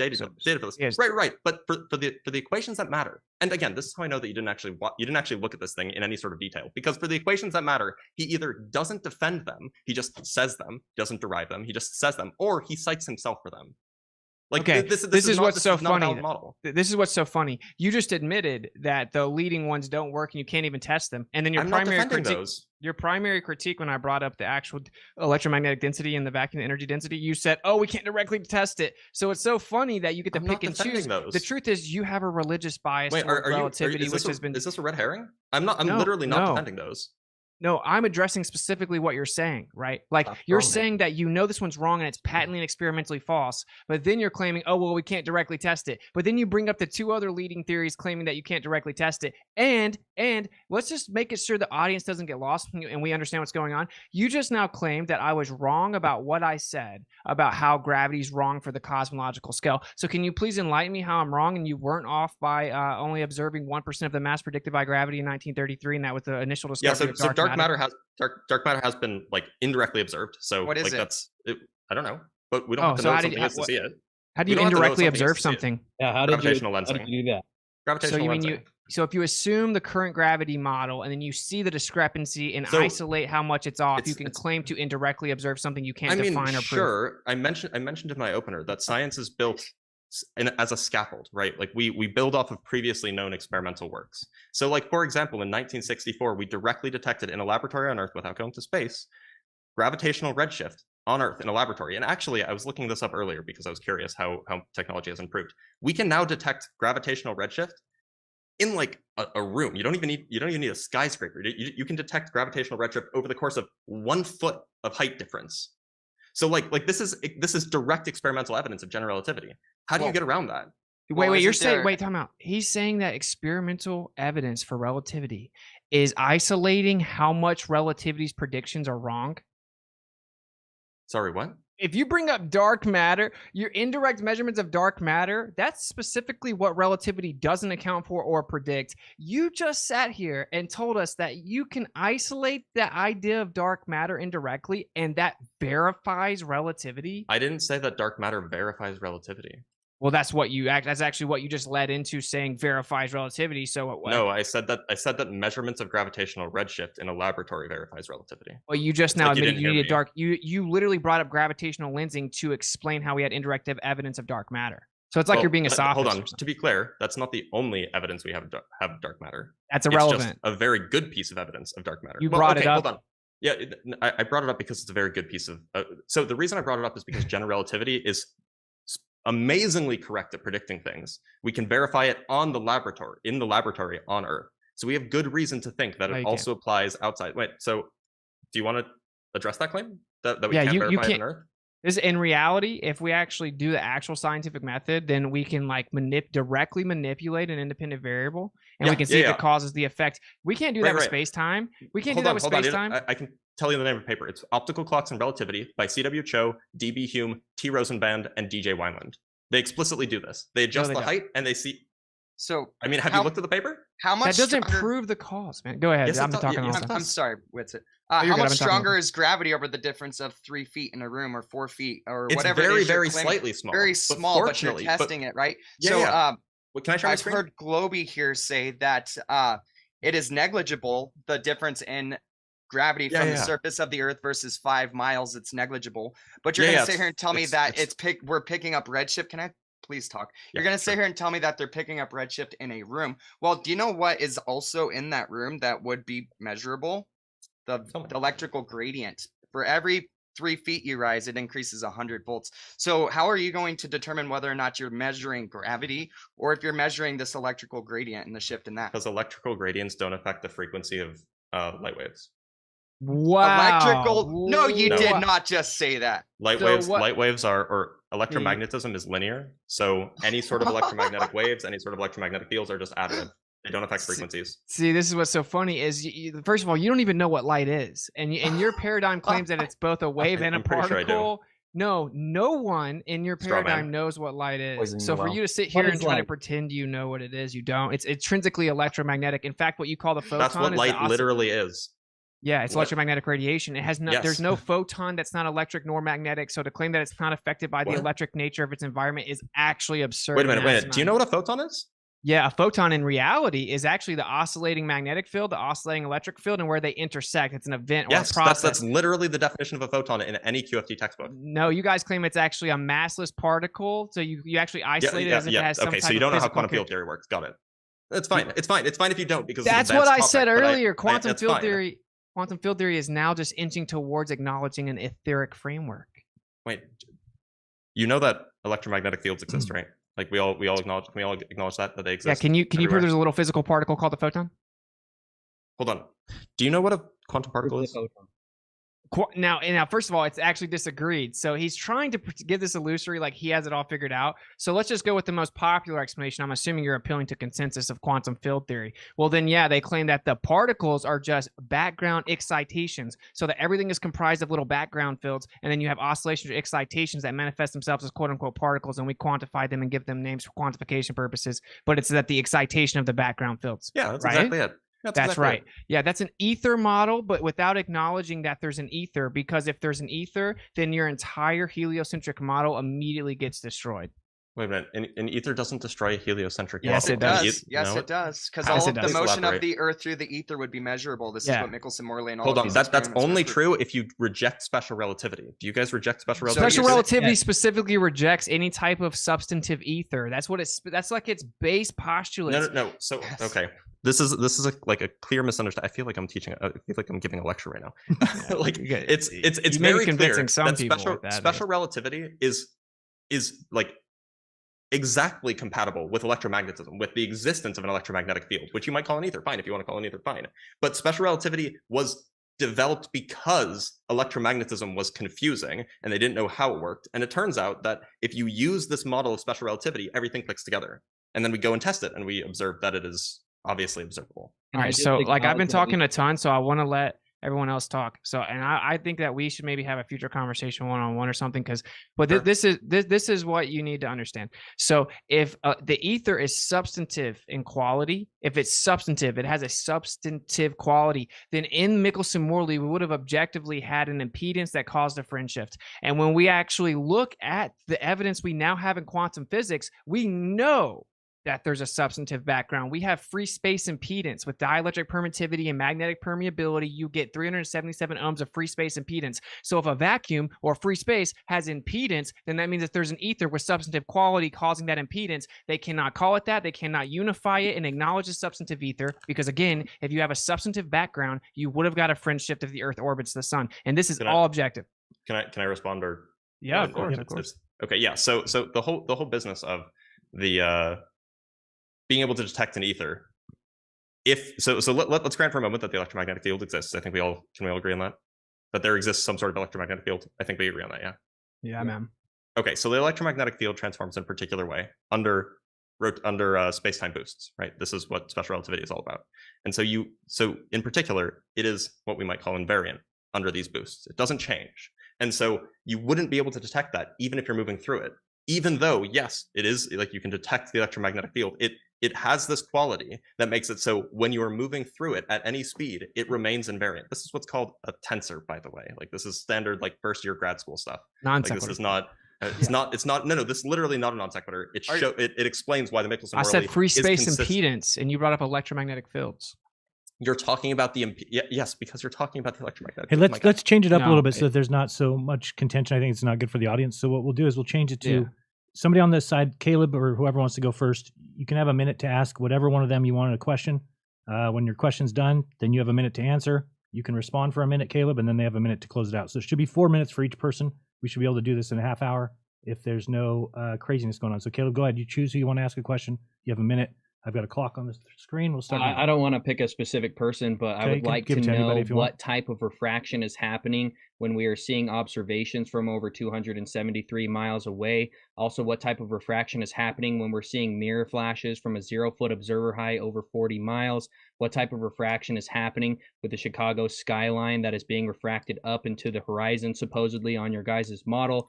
I just want to know how light, when you get into a denser medium, light bends down. So if we're looking over long distances and we're looking through a medium, the atmosphere, and it's most densest at the surface, we should all be able to tell from Derik's opener that light would bend down, not up. So I would like to hear specifically what type of refraction is happening when we're seeing these observations, these long distance photography observations from hundreds of miles all the time, as well as people from Chicago are seeing the Chicago skyline 4 or 5 times a week from 50 miles away. What type of refraction would you guys invoke?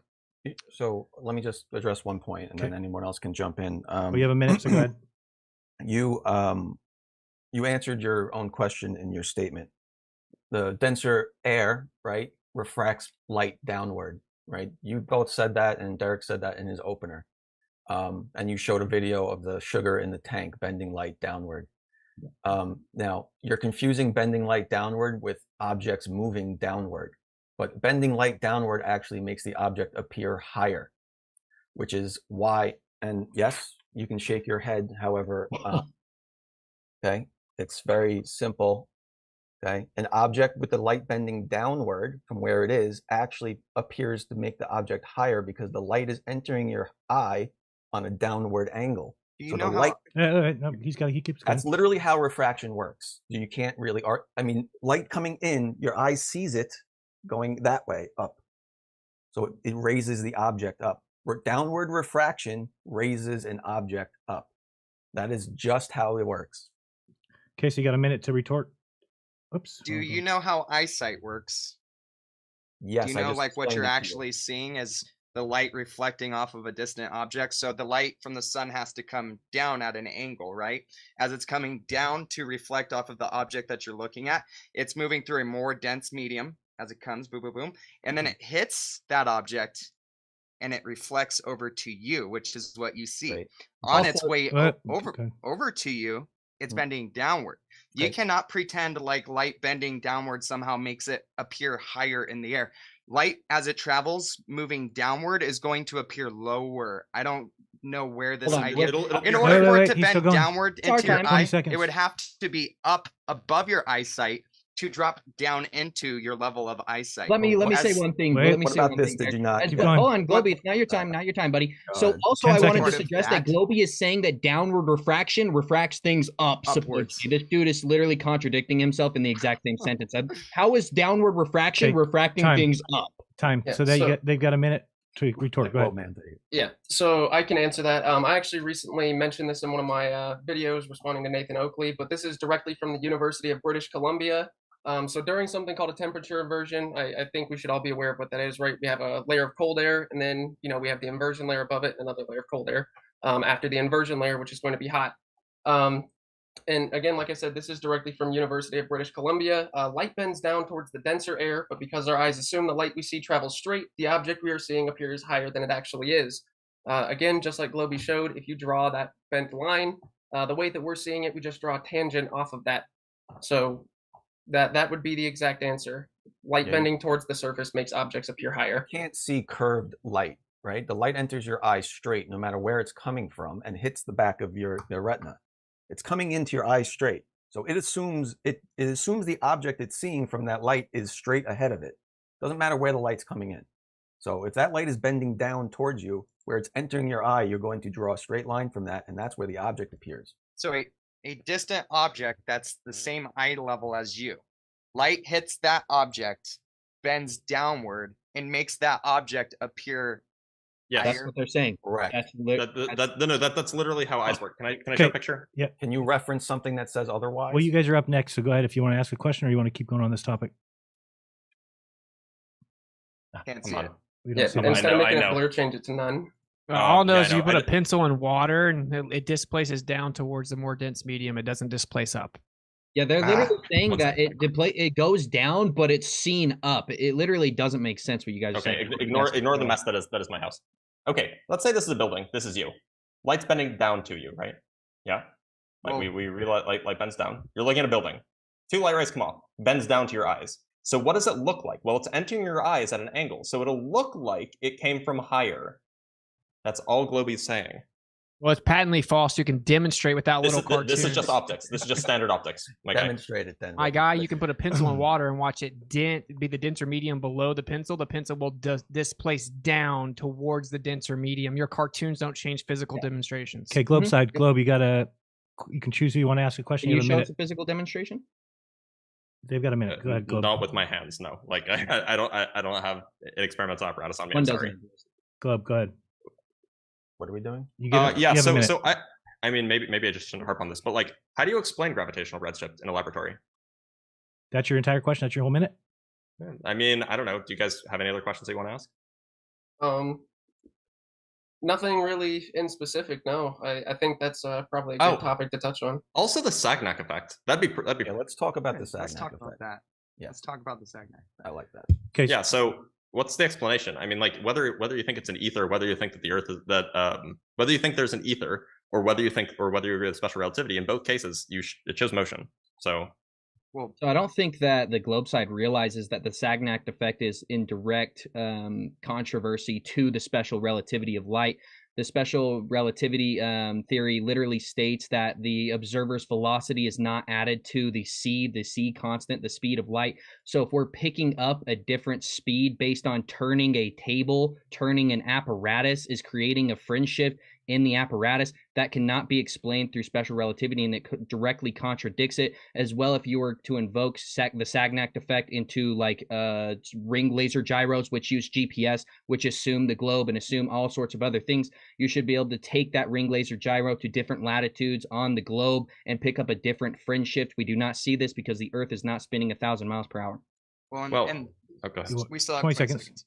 And so as far as the Sagnac effect goes, you would also be able to pick up the Earth's rotation around the sun. It wouldn't only be limited to the rotation of the Earth. It would also be the orbit. But to add to what Kaleb was saying, if the turntable is spinning and the light goes in one direction and they look in the other direction, if you go lower on the latitude line, the Earth would move slower and it would pick up a different fringe shift because the Earth is moving slower. The 15 degree per hour time. doesn't work when the fringe shift is based off of the speed of the light. Go ahead. You got a minute. Globe side.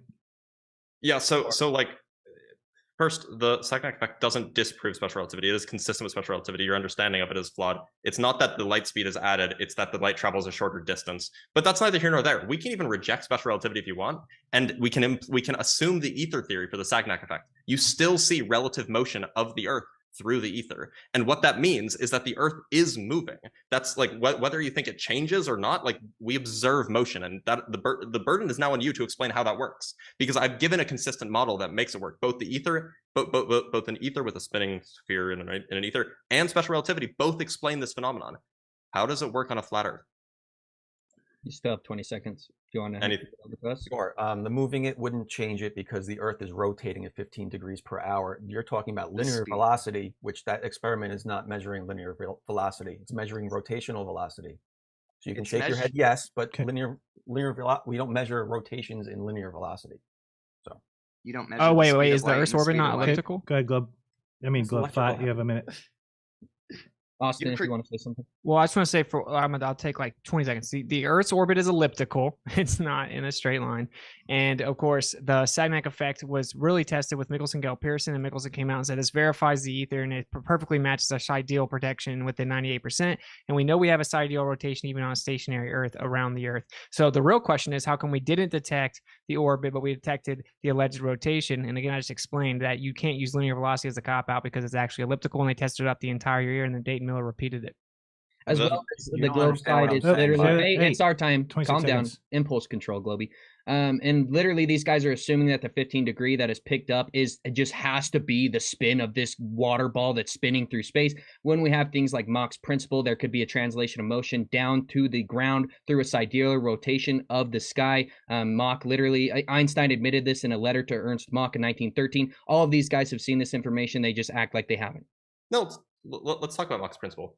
Yeah. So let's do that. But by the way, so do we acknowledge that the Sagnac effect happens? That we observe a like a fringe shift? No, I'm not talking about laser ring gyros because they have quantum locking issues. But like you can do the apparatus and you can just do it without lasers, without any sort of locking. You can just do the apparatus and you will observe a fringe shift. Do we recognize that exists? Yeah, there's a sidereal rotation. Yeah. All right. So how does the rotation of the heavens affect that?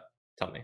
Okay. Let's hear about Mach's principle. Yeah. So you first of all, you guys rebut it by saying the reason that Einstein on his deathbed said he didn't think it was true because he said that the lights are so far away that it wouldn't actually strongly affect it because it would have to be going faster than the speed of light to be spinning around a stationary Earth. Now, we don't believe in your stupid distances. We know that there seems to be a fluid-like medium. There's also a background medium which would transfer the motion down to a stationary Earth, and you'd get an effective centrifugal force with the mediums exchanging the interaction.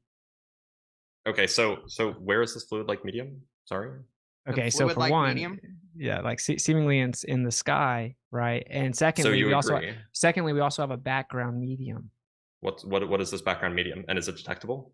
Yeah, it is detectable. We have the Casimir effect. We have vacuum energy, 0-point energy. You guys call it quantum foam. We have Casimir effect requires special relativity. We have dielectric.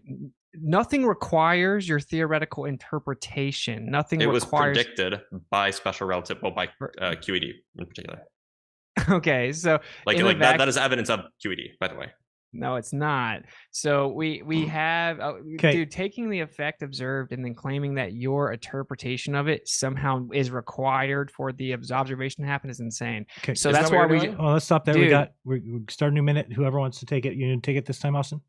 You get a minute to talk. Go ahead. So when we look at a vacuum chamber, we have electromagnetic energy. We have the Casimir effect. We have 0-point energy, vacuum energy, quantum foam. There are many names for it. It is not just simply Newtonian emptiness. It has a substantive quality, and we have impedance of free space. So that is why there is a huge gap in current cosmology and quantum mechanics because it cannot explain the substantive quality and then also reconcile Michelson-Morley. So we know that there is a background medium. So then if we have an actual rotation over top of a stationary plane, it would transfer this energy and this motion or this interaction down through the medium, and we will be able to detect it on the Earth with sensitive equipment such as interferometry. So it's pretty simple, and we have tons of evidence for the ether. I can quote even like Frank Welczak, Nobel Prize winner in your own paradigm. Everyone knows it. Everyone knows that there is a background medium that we observe inside of a vacuum chamber. It's not simply Newtonian emptiness.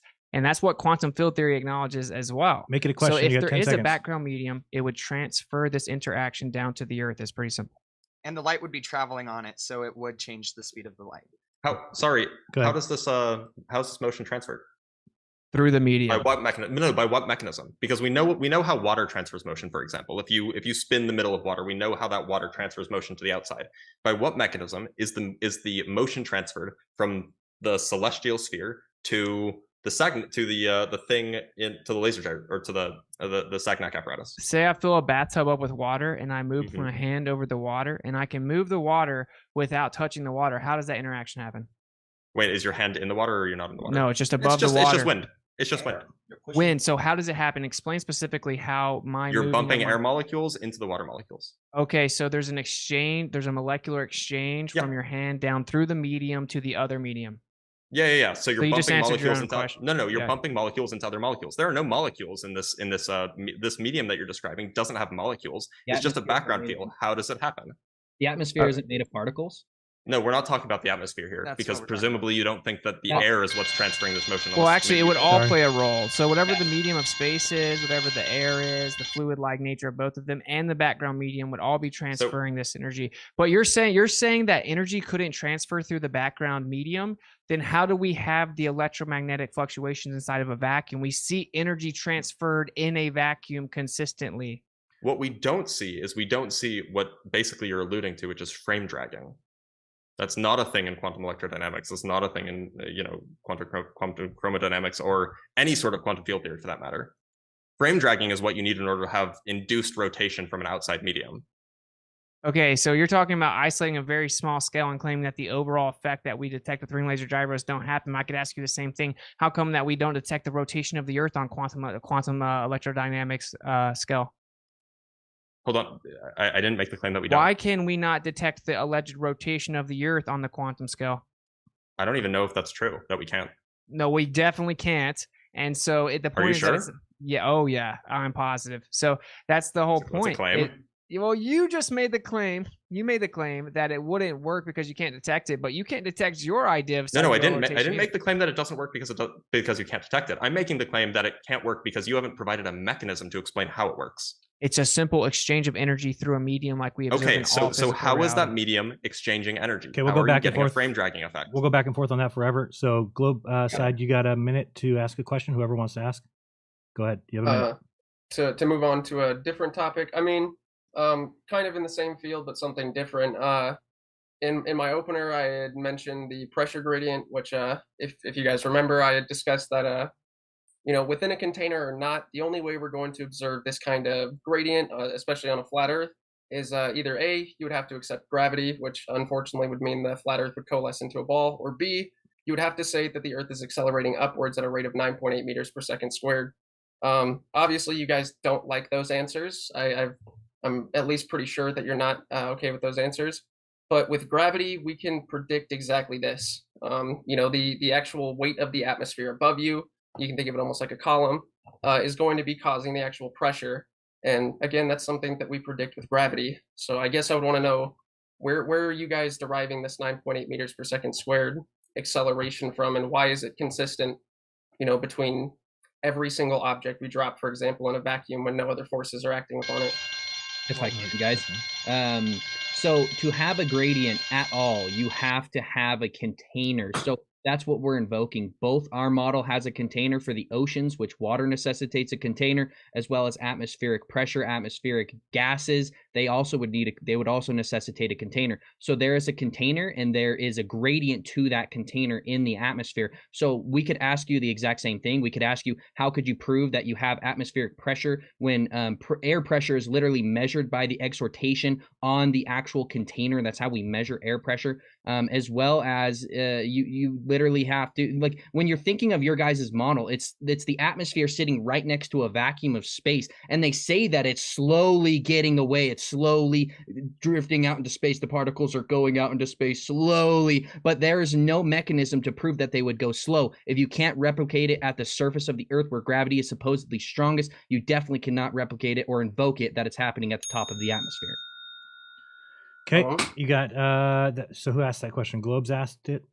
Yeah, that was me that asked it. Okay, and then you guys. So go ahead. You have a minute. Globeman. Yeah. So, like I said, if we were inside of a container, what we would expect is that gas pressure is going to. Again, this is if we don't have gravity acting upon it, unless you have another force that you could say. Whether we're in a container or not, again, the only way we're going to be able to figure that out, or that we're going to get that gradient, is because of a downwards acceleration.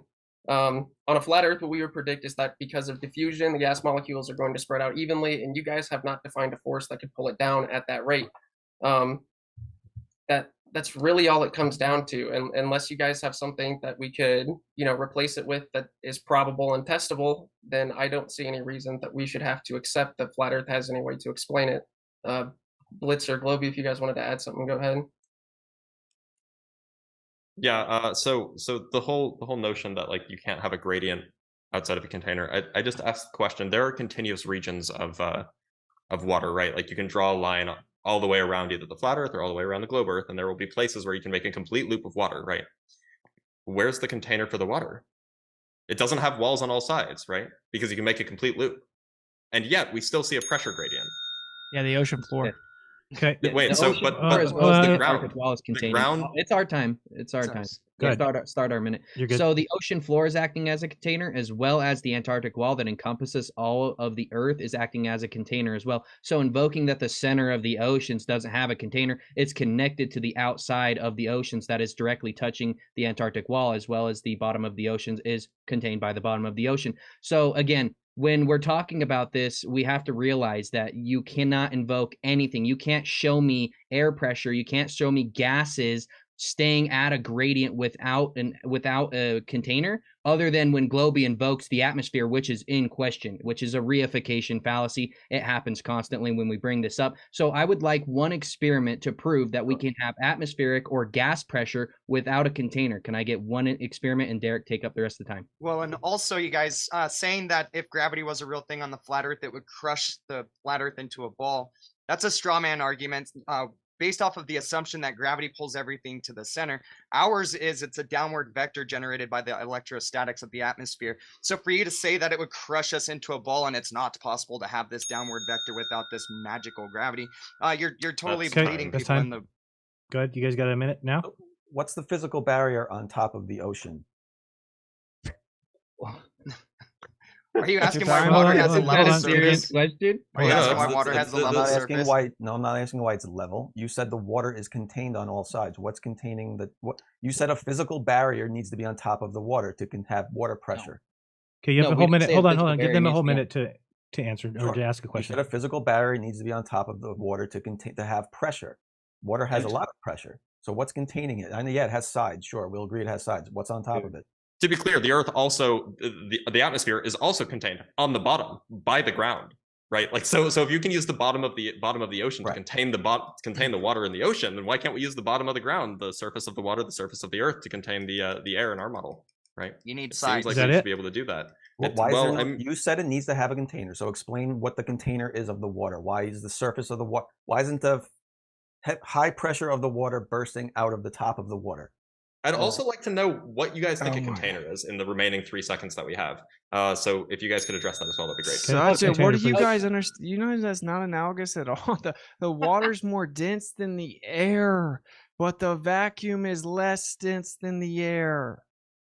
Yeah. Do you understand? It's Yeah, not analogous. we It's do such a understand. Thank you for admitting it. So that's is a what very dumb. causes- That's a very That is dumb what causes question. air pressure. So Okay, thank you keep for it up over admitting there. that's the atmosphere. Not your Flat time. side, go. Yeah, impulse control, not your time. So yeah, Casey, asking, Casey. hey, Not your impulse time. Stop control, with not the your nut. time, bro. Stop with Not the your time. nonsense. Not your Impulse time, control. face. Impulse control. Stop, impulse stop, control. We stop. still have, can you restart our timer? I will for start us? it. I will restart it. 15 No one has seconds. impulse controls except you. Dude, you're still talking. What are you doing, Globey? Everybody, They're great. Recorded, bud. relax. What are you doing? Relax, Calm down. relax. Here we go. Minute for you guys. Flat. Go ahead. Answer that question on the container. Okay, so Globey, when invoked, where is the container on top of the ocean's water? There's atmospheric pressure and it's densest at the bottom, which is pushing down on the water. And it's more dense than the molecules that are oxygen and nitrogen and these other molecules that make up our atmosphere. So that's why things go down in the medium of the air. So if you're more dense than nitrogen, oxygen, and other molecules, you're going to go down. Now you're going to say, what decides the downward vector? And Globeman has constantly reiterated this. You don't have a medium. You don't have a force. Electrostatics, there's 100 volts per meter. There's plenty of Richard Feynman lectures that explain this, that as you go up into the atmosphere, 100 volts per meter, there's an electrostatic charge that is constantly seeking down. And I know that you forgot and you act like you don't know that the Earth's surface is negatively charged at about 500,000 coulombs. So if there's positive charge in the air and the Earth's surface is negatively charged, the atmosphere is going to seek the ground, creating the vector. Time. Hold on. Cite that, please.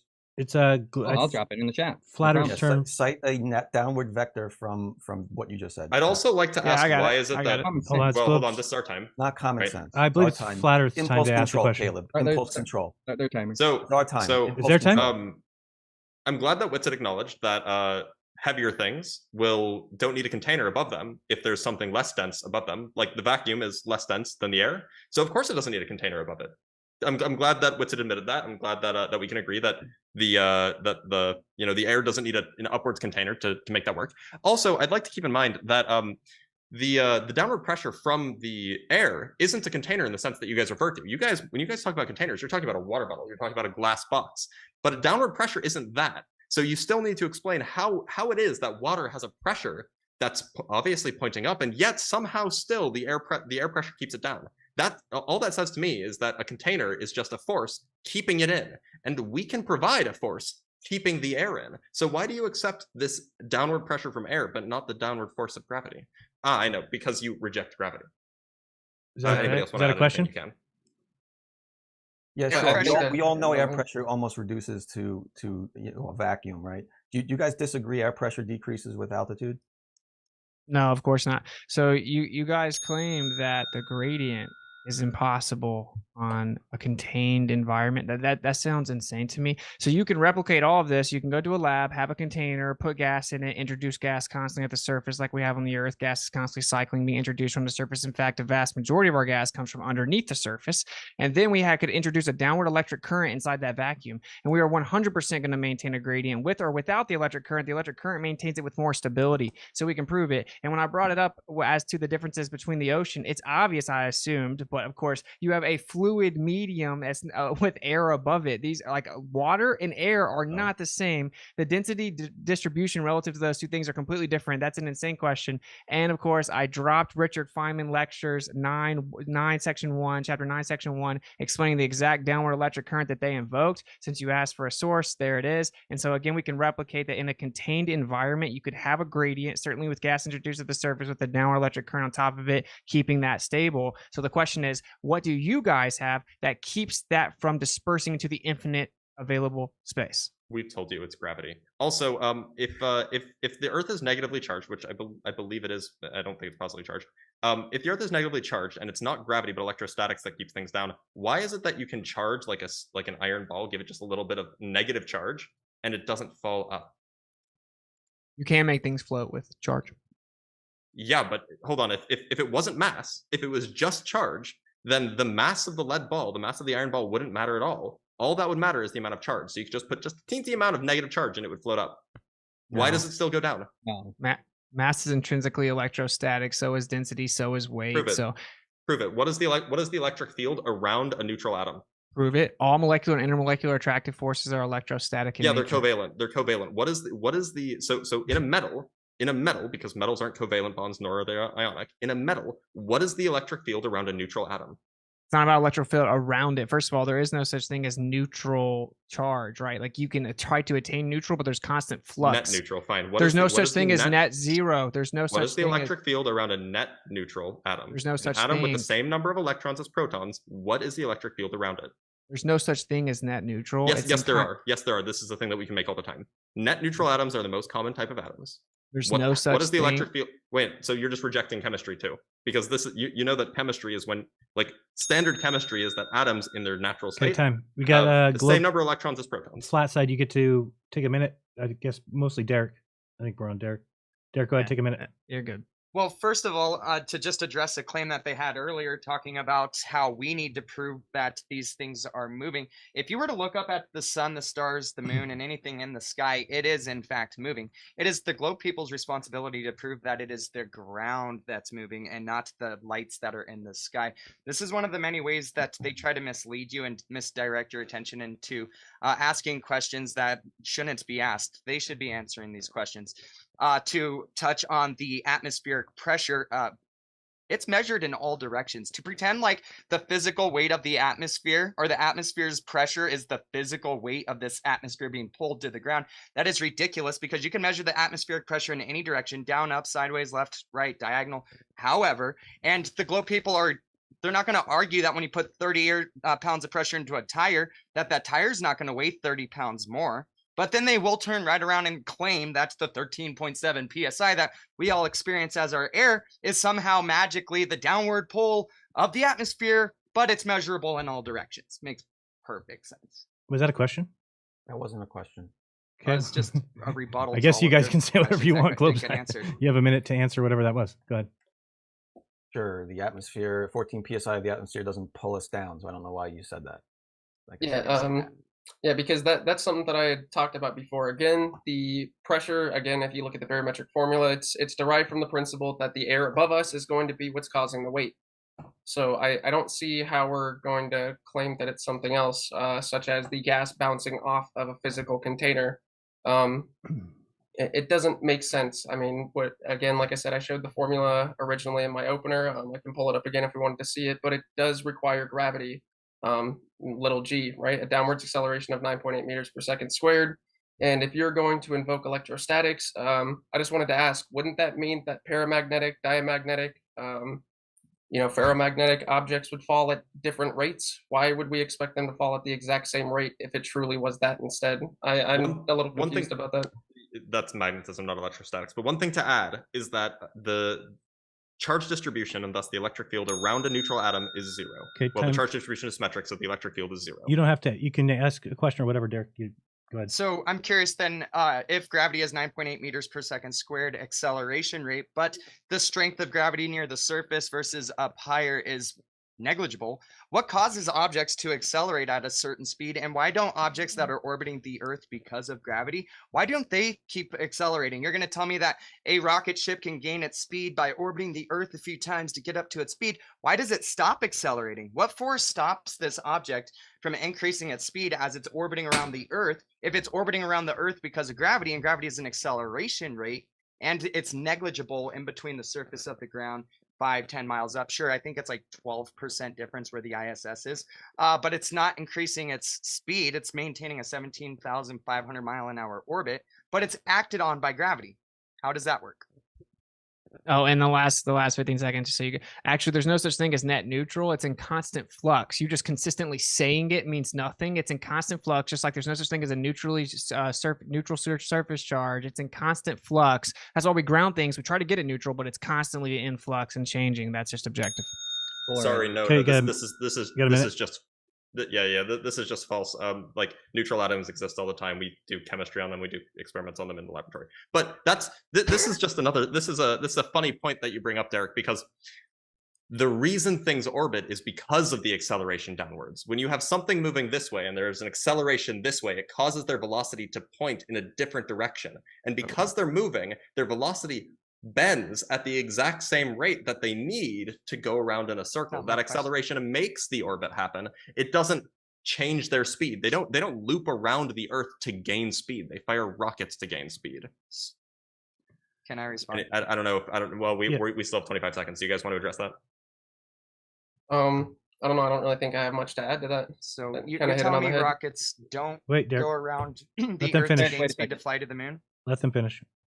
Yeah, but they burn their engines while they do that. They shut their main off, like after like 3 minutes of takeoff.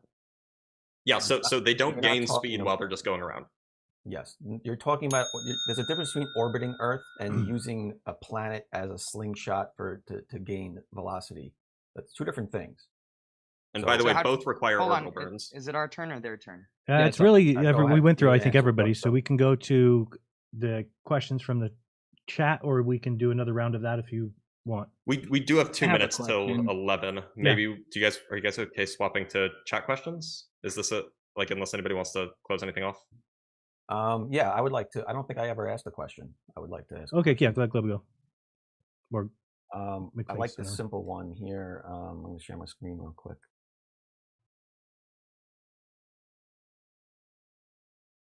Oh, not this one. That's terrible. Okay, I'd like to hear your guys' excuses for these flights that fly direct from Johannesburg to Sydney. They fly 3 to 4 times a week. They are there's one's in the air right now. They fly it's 12 hours about, I think. Yeah, about 12 hours and 9 minutes is what's expected. These are all the prior ones. You see they're all about 12 hours. What else? So so the point of that is the distance they fly, which is in here somewhere. Where are you? I got to click on one of these. Hold on. This will tell me the flight. Okay, so I think if you scroll up. Where is it? No, it's in here somewhere. Is it here? Okay, so your It's on the questions- right. On the right side. All right, I'm used to on Android. It's underneath. Yeah. Yeah. All right. So 556 miles per hour is what the flight flew, and it was about 7,000 miles. Okay. Now, this is directly relatable to, say, this flight, which is American Airlines 52, which also flies all the time, about 7,000 miles, about 560 miles per hour, and about 12 hours. All right, we got it. Thank you, guys. Flat, go ahead. You have a minute to Go answer. ahead. You get another Now, minute in a second, Globey. Yeah. Okay. So, like, yeah, of course, we actually see that the flight times are different drastically in each direction. So, the original flight and the return flight are completely different, up to 3-4 hour differences. They admittedly catch the jet streams. We have recorded in the northern hemisphere that you can record a ground speed of a plane over 850 miles per hour, and that's where the jet streams aren't even as fast. And this is openly admitted. Of course. So, like, in your own paradigm, we know that you would have the static pressure around the plane giving you an airspeed reading of 500 or 600 miles per hour. And in fact, you could be going 800, 900 miles per hour. And they admit that they catch the actual jet stream. And they admit that it takes up to 3 to 4 hours difference on the return flight than the actual original flight. So, of course, when they happen to fly right over the jet streams and they happen to go faster right when they fly with the jet streams, and then we happen to know that they can go up to 900 miles per hour, that explains a lot of it. Plus, of course, the southern distances seem to actually be incorrect. Okay, you have a minute? Yeah, airspeed isn't measured with pressure. So the recorded airspeeds are all there for you to see. So you're saying those are all incorrect. No, he's saying airspeed and ground speed are different. Yeah. So the airspeed is 600 miles per hour. That is measured from the relative to the ground. No, it's relative to the static pressure around the plane. Yeah. Wrong. Okay. So they're flying 1,200 miles per hour, really relative. To I mean, so isn't the claim that, like, on a flat Earth that would be like 2 or 3 times the distance? No. Right, yeah, that's what I was going to say as well, because we're seeing, again, if you're looking at the normal flat Earth model that's shown the azimuthal equidistant projection, those distances, if you were to draw them for those flights in the northern hemisphere, would be much, much shorter. Like, the line itself would be much, much shorter. But in the southern hemisphere, going directly from what was it? Was it Johannesburg to to Sydney? Yeah, so Johannesburg to Sydney, that line would be incredibly long. Like, we're not talking a few hours. Yeah, and we can see by the direct flight, it's not flying over the United States or anything. It is staying over the Pacific. Yeah, Well, this isn't a few hours. This would be like double the time. Well, Okay, everybody time. knows that Time. maps are not accurate, Go ahead. right? So we can't. Why are we going to sit here and pretend as if these maps that you already reject are accurate enough for you to debunk something that you're already rejecting? If you're going to take the map and invoke it as proof of your thing, you're going to have to accept that the map isn't accurate and that your distances could be slightly off, and that would alter what you're considering a longer flight if the grounds were in different positions. The distance is measured. The distance is measured. Hold on. You got flat side. You have 35 more seconds. Is that your answer? Yeah, I okay. First of all, airspeed and ground speed are different. That's incredibly insane that you didn't know that. Use static pressure relative to the plane. Ground speed is completely different. When we measure ground speed in the north with our jet streams are slower, then we get up to 850 miles per hour. You could easily be going 600, have 250. You'd have 850. You could go further than that, up to 900. And the southern distances have been proven to be incorrect. Every single time people actually navigate closer to the 55 or 50 degrees south latitude or further, the distances are completely incorrect. So it would be a little bit closer. You'd catch a jet stream. And it all works perfectly on a plane Earth, which is how you have to fly the plane. Do you have citations showing jet streams making a plane fly 1,200 miles per hour? And also, do you have citations saying that the distances are incorrect in the southern hemisphere as measured? Yeah, I have tons of citations explaining that. Tons of mariners and you made navigators. 2 very specific claims. So I just want to interrupt here. We are over the 2-hour mark. Do we want to change to questions? We should, but let's finish this off. Globey, you have 45 seconds to finish your questions here. Yeah, I would just like to see the proof that distances are not correct in the southern hemisphere, because that's a positive claim that can't be supported. Is that it? And jet streams. I just said it. How are jet streams? Show us the speeds of the jet streams in the southern hemisphere that are magically carrying a plane double the speed it needs to go one way, but not affecting the return flight, because it's the same flight time about. Because that would require those the wind direction to change for the return flight, which that wouldn't be able to be explained. If it's going one way and you're saying that's what's allowing them to get that speed, you're saying that the wind that would normally be going that way suddenly has to go the other direction only for that return flight to again go back the other direction again once they fly that path back the other way. Final minute for the flat side.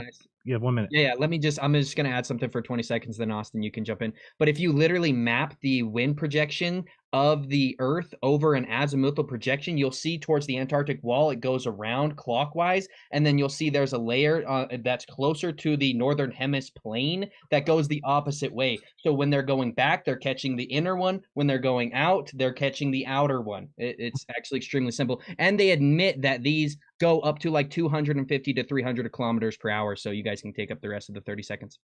Yeah, of course. Like planes are engineered to optimize the actual impedance of the air, so it's going to immediately react to the actual airspeed. So if it's trying to go through a jet stream, when it's going with the jet stream, it's going to maximize it by getting in the middle. It's going to avoid that jet stream on the path back, and this is actually built into the engineering of the plane and the computer systems. And of course, you're wrong; they are not the same time back and forth. They're drastically different, and it's been documented numerous times that there are up to 3 and 4 hour differences between that specific flight that you brought up. So that isn't true. They have to go further north. It is a fact. It's easily verifiable. All right.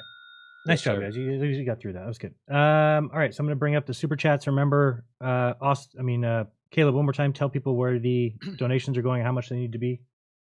So they need to be $10 or up. So if you have any questions and you did send them in with $10 donation, you can just explain like who you want the question to go to. We will read it off. Half of the donations will go to Paul from our side, and then the other half will go to whoever the Globers decided. Truth by Science, or I can't remember. Yeah, I think it's at Truth by Science or at Truth by Science. It's Dean. Yep. So really awesome. I'm glad that even though it got a little bit heated, I'm glad that we did some good with this debate. I'm glad that the donations will be going somewhere good, and nobody should have a problem with that. So yeah, let's start going over the questions. Awesome. And we got a good amount of viewers, to 1643. And that's a record for me. We'll take it. Nice. Good stuff. Good stuff. All right. So we're going to start with the questions here. And again, $10 or over, and those are all getting donated. So let me bring this up. And hopefully it tells us who they're aiming it at, or else we'll just have somebody from that side have to pick it up. Yep. So starting with this one, we've got, thank you very much from Charlie, but no question, $20 for that one. We've got another, Kayla, thank you for the $9.99, but no question for that one. $20 from John, no question. $50 says, let's get it, guys. Cheers to the True Earth boys holding it down. Much love to Paul and the Tinfoil Hat family from Beer and Bratwurst. Thank you, Rhino. $20. What is the Globey side #1 go-to globe proof? That's from Melodome. Should I put a time clock on that, or what do you think? Or just let you go? Yeah, do like a 1 minute, We'll do a minute. 1 minute That 30 keeps it and let good. them answer it. Yeah, sure. It's the whole side. You guys have a minute to go ahead and answer that. Yeah, give them a minute. I usually like sunsets. Sunsets are pretty good for me. They're simple, but we could talk about that for hours, I'm sure. Yeah, sunsets are good, right? They set in the southern hemisphere plane. They set to the left, right? And on the equator, they set vertically. And in the northern hemisphere, they set to the right. That is only possible on a globe. It certainly is not possible on a flat Earth. It would always be circling to the right. Doesn't matter if you're outside, south of it, or north of it. It would always be going towards your right. It would set relative to the ground. It would set left to right because it's always circling to the right. And then for me, I would say it's probably the experiment that Globey did, the Southern Cross experiment. I think it was demonstrated pretty well here today that the bendy light alibi does not suffice. It does not work. The flat Earth is not able to explain how light would follow that path. But on a globe, it works perfectly. It's been shown in AutoCAD, multiple different things, that the observations make perfect sense when we put things to the same scale.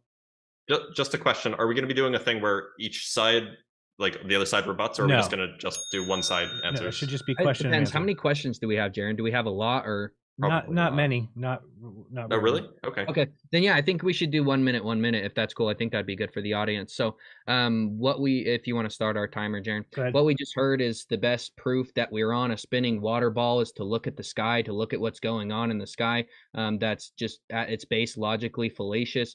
And yeah, I'll let you guys take out the rest of the time. Well, and I've got a quick clip here of sunsets on a flat Earth on how it would work.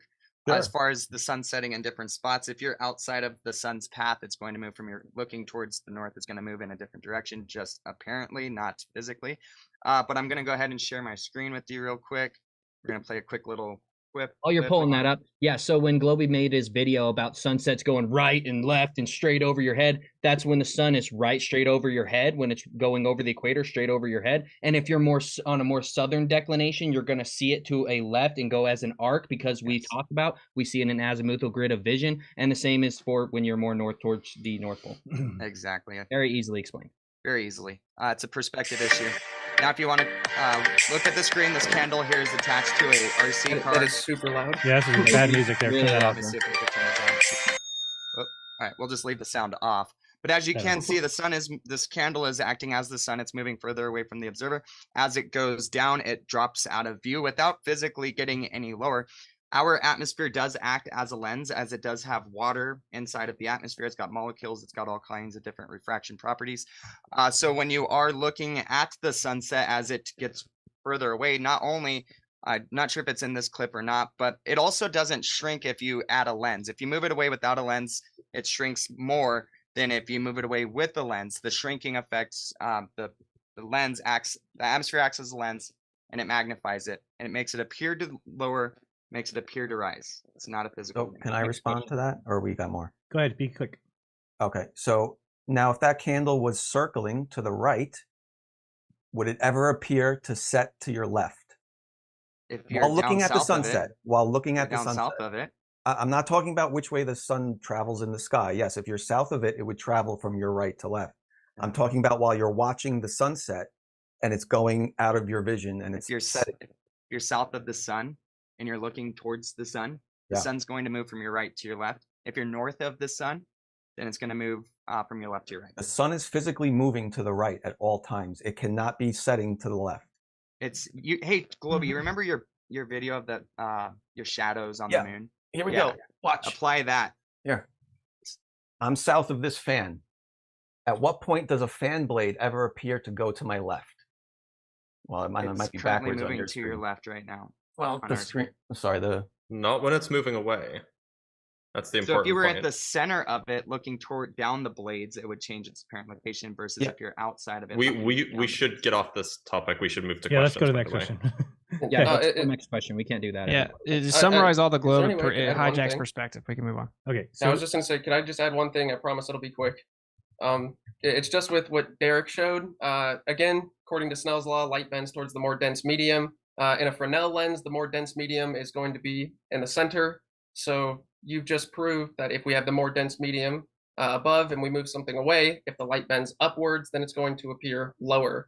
So that debunked your claim from earlier, where you said light bends downwards, making things appear lower. You just demonstrated that that was false. You saw the candle drop below your line of sight. It didn't. The Okay. bending of the light did not make the candle appear above the lens. It actually made it appear below it, right? So, Yes, because the light contrary bent to towards the more dense medium, the which light made it bent appear lower. downward, which made it out of your view. All right, let's go to the next one. Next one. Sorry, We've got- that was it. That was all I next had to one. say. Next one for everyone. So each person with a minute, or each side with a minute. Explain how Occam's razor favors your side. That's from Frequencies Illuminating. Go ahead. Let's start with the globe side. Sure. Oh, I love it. Well, I kind of showed it earlier, right? So does it make more sense that light is magically bending 180 degrees from all locations all over the world, looking south? You happen to see south, all the same stars from one continent as the other at the exact same time. Does it make more sense that you're seeing all that light bending around? There's only one point of celestial rotation, but that has to happen everywhere at the same exact time on flat Earth for that to be valid. Or is everybody just looking south? In addition to that, the level of from a sociological perspective, it's not just NASA that would have to be lying. It would have to be every physicist, basically, for the last 150 years, who is either incorrect or lying. Just by sheer numbers alone, it's highly improbable. And then for the last 10 seconds, I'll say because Flat Earth is not able to make any predictions that match what we see in real life, like I demonstrated in my opener. Well, I would just like to point out that everybody is taking observations and the math from those observations to do their data. And those observations and the math that follows are identical, regardless of whether or not it's the Earth that is moving or the stars that are moving. On our model, we are not suggesting that the apparent motion of the sun is happening because we're moving. We're taking an actual observation and we're applying it to our model. I would like for Whitsitt to show his diagram of the Southern Cross stars being viewed from the globe and how they are actually in different directions despite the globe people's claim. I think that'd be a good way to end this. And Occam's razor favors the flat Earth way more than the globe because the globe has to assume distances and all of these different things that can't be proven. And You're gonna be out of time pretty quick here. That's Occam's razor. Yeah. So Occam's razor. So we go outside, we don't feel the earth moving. We see the sky rotating above us. We don't feel any motion. We can't see any curvature. Again, if you use Occam's razor just with the thought of the selenilian eclipses, we are actually seeing the sun and the moon. It's not just this magical looming effect that's happening. Occam's razor completely favors the flat earth, nothing to the globe earth. Okay, time. Let's go with the next one is the picture Whitsitt used a 360-degree view picture when showing both ends of the corpuscular rays curving. There is no way in reality to take a normal picture of both ends, and the rays don't actually bend. That's from Flat Earth Denier. I don't know. Is that a question? I guess so. Yeah, it just seemed more like a statement. like an accusation. It 100% wasn't a 360-degree view. I guess you don't even know how cameras work and what they look like. We have many different observations of this, and the point that the globe earthers can never respond to is how come if you go from a optical convergence point on the west where the sun actually is, and you have another one 180 degrees, and you guys claim they're parallel rays like railroad tracks in each direction, and they're going over our head. If I draw from the first point over my head to the second point, how could you do that without getting a curve? How can we observe them directly curved? How can we observe them without wide angle lens curved? How do we observe moon halos, sun halos, etc.? We know that optics causes optical convergence 180 degrees away from the actual source, and that it causes a curve. And the globe must acknowledge this, that perspective causes this. It's just a fact. That light from the sun is actually traveling to those two locations. Wouldn't you agree? The sunset is shining the light over your head to the other side of you. What's different about a star? Because a star is shining light at you. You're saying that the light from a star you're looking at shining at you is somehow bending 90 degrees to the right. It's a completely different phenomenon. No, it's not. No, it's not. It is. The anticorpusculars explains the that's good. We're done with that southern one. convergence. You guys don't understand the argument yet, but you we will. have We're to good. be good about asking about answering. Thank the you, super chats. Joshua They pay money Kelly. for it. Yeah, thank you, Joshua Kelly, for $20. No question. We've got $10 from Michael Media or Mikhail Media. He says, "Is 8 inches per mile squared correct or incorrect, and why?" I guess we'll give both sides that opportunity. Go ahead. Flat. That's definitely for us, by the way. Okay, you go first. Cool. Oh, I mean, it's a good approximation. It fails at, depending on what degree of accuracy you need it to be accurate at. It fails at a certain distance, like 50 miles. It'll start to be off by like a foot or something like that. At a scale of like you can do the math on this. It isn't the exact formula, but it's a fairly good approximation over small distances.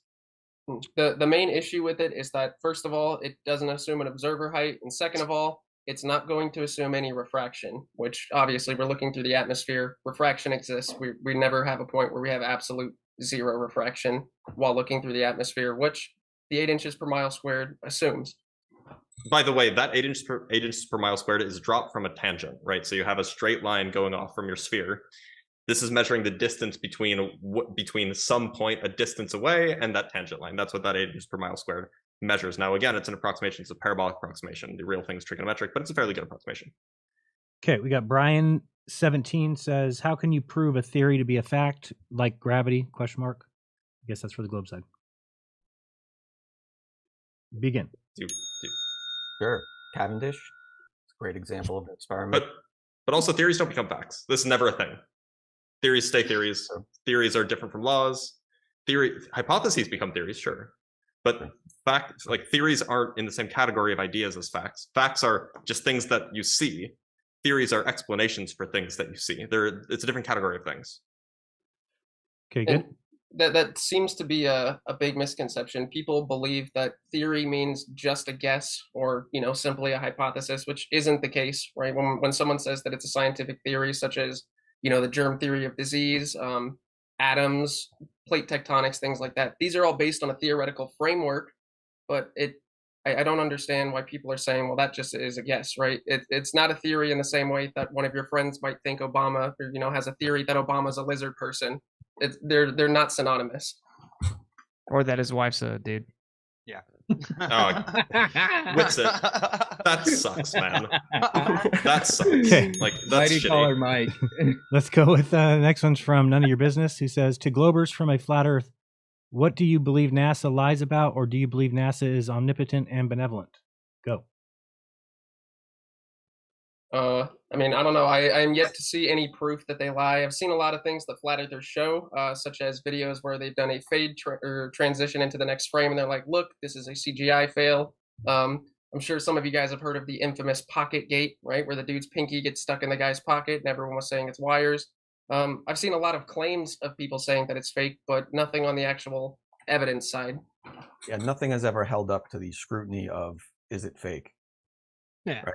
There's a lot of claims of wires, but no one can ever point at a wire and say, there it is, right? I mean, there's claims that they exist, but there's no lying. There's the fake Earth images, the composites that they claim NASA lied about when they told us exactly what they did, and those were only for images from low Earth orbit satellites from a certain time period. Prior to that, there's many thousands of pictures of the Earth on film. From about 2002 to 2015, low Earth orbit satellites were using composite imagery because they weren't far enough away to take one full picture. Since 2015, we have satellites far enough away to, again, take full pictures. So Okay. You heard it first here, guys. The government would never lie to you, ever, especially for money. MK, that's a straw man. That's a straw man. Can I invoke something just real quick? No one said that. They literally admit with the 1972 blue marble that they took satellite data, low Earth satellite data, which could have been balloons. They stitched it over a flat Earth map and then wrapped it around a ball. I can literally show you this citation. That's not the 1972. Go ahead. Go ahead, because that's exactly Simmons, the one Brian Simmons made. They admitted they mapped it over a flat map and wrapped it around a ball. That's not 2022. Argue about the year. You're not addressing the claim that I'm making. Argue about the year. I don't care what year it was. All right, let's move on. Exactly Why did they make a flat Earth map and wrap it around a ball? Okay, from that time period is exactly what I said. That was a low Earth orbit composite from a satellite. From 70 to 2015, right when Flat Earth came out. Gotcha. Not from 70. Who said 70? Yeah, hold on. So you guys are saying that it's Photoshopped, but you guys fail to realize Photoshop wasn't even existing for another 20 years. Nobody used the word Photoshop but you. You're the only one who used the word Photoshop. I can show you spirit photography from 1708. Yeah, so what are you talking about? That's going, what are you talking about? 1800s, 1900s, we photoshopped all kinds of stuff. Stop. Let's go next one. My point. No, I just we're wanted to going to next one. Let's go to the next one. Just make sure we don't get to expose the Photoshop claim, whatever we do. Just go to tothemoon.ser.edu. We got to make sure you guys can keep repeating your provably false scripts, so we can't let them be corrected. Thousands of photographs, the original slide films from all the Apollo, Gemini, and Mercury missions. There's like a cult you just repeat. Hold on. Stop. We're moving on. You can only see Africa. How do I mute people? Can I do that? All right, thank you. Let's Next go. question. We got MKE Matt says, Globers, if you know the mass distance velocity of the sun, moon, earth, how is it that supercomputers can't even mathematically model the orbits of just these three bodies, aka the three-body problem? Appreciate the debate. Go. Oh, yeah, no, I can answer this. So the three-body problem is a question of being able to solve it analytically, right? So if you have a two-body problem, if you just have like the Earth and the moon, or the Earth and the sun, or whatever, Jupiter and the sun, you can actually solve it using relatively basic mathematics, not basic mathematics, still a differential equation, but it's not so hard that like an undergrad can't do it. Once you have a three-body problem, the amount of variables that are involved makes it like, and this is mathematically provable, you can't actually write down a solution to that in terms of elementary functions. We're talking sines, cosines, exponentials, logarithms, polynomials, and so on. That doesn't mean that we can't simulate and model these things. And by the way, this is done all the time. We do use computers. You don't even need supercomputers to solve numerically the three-body problem. You just can't do it analytically. That's fine, but you can do this, and this is done all the time. Like this is what astrophysicists do. This is literally their job. I've seen this code. I've seen it work. It is doable. Okay, let's go to the next one. Donnie B says, thanks, guys. Thank you very much for the $10. We got another one. Gleam says, to all the panel, please raise your hand if you have tested, analyzed, investigated the workings of the flat Earth model. Those that raise their hand must name whose model they analyzed. No maps. Can you do that again? Got him.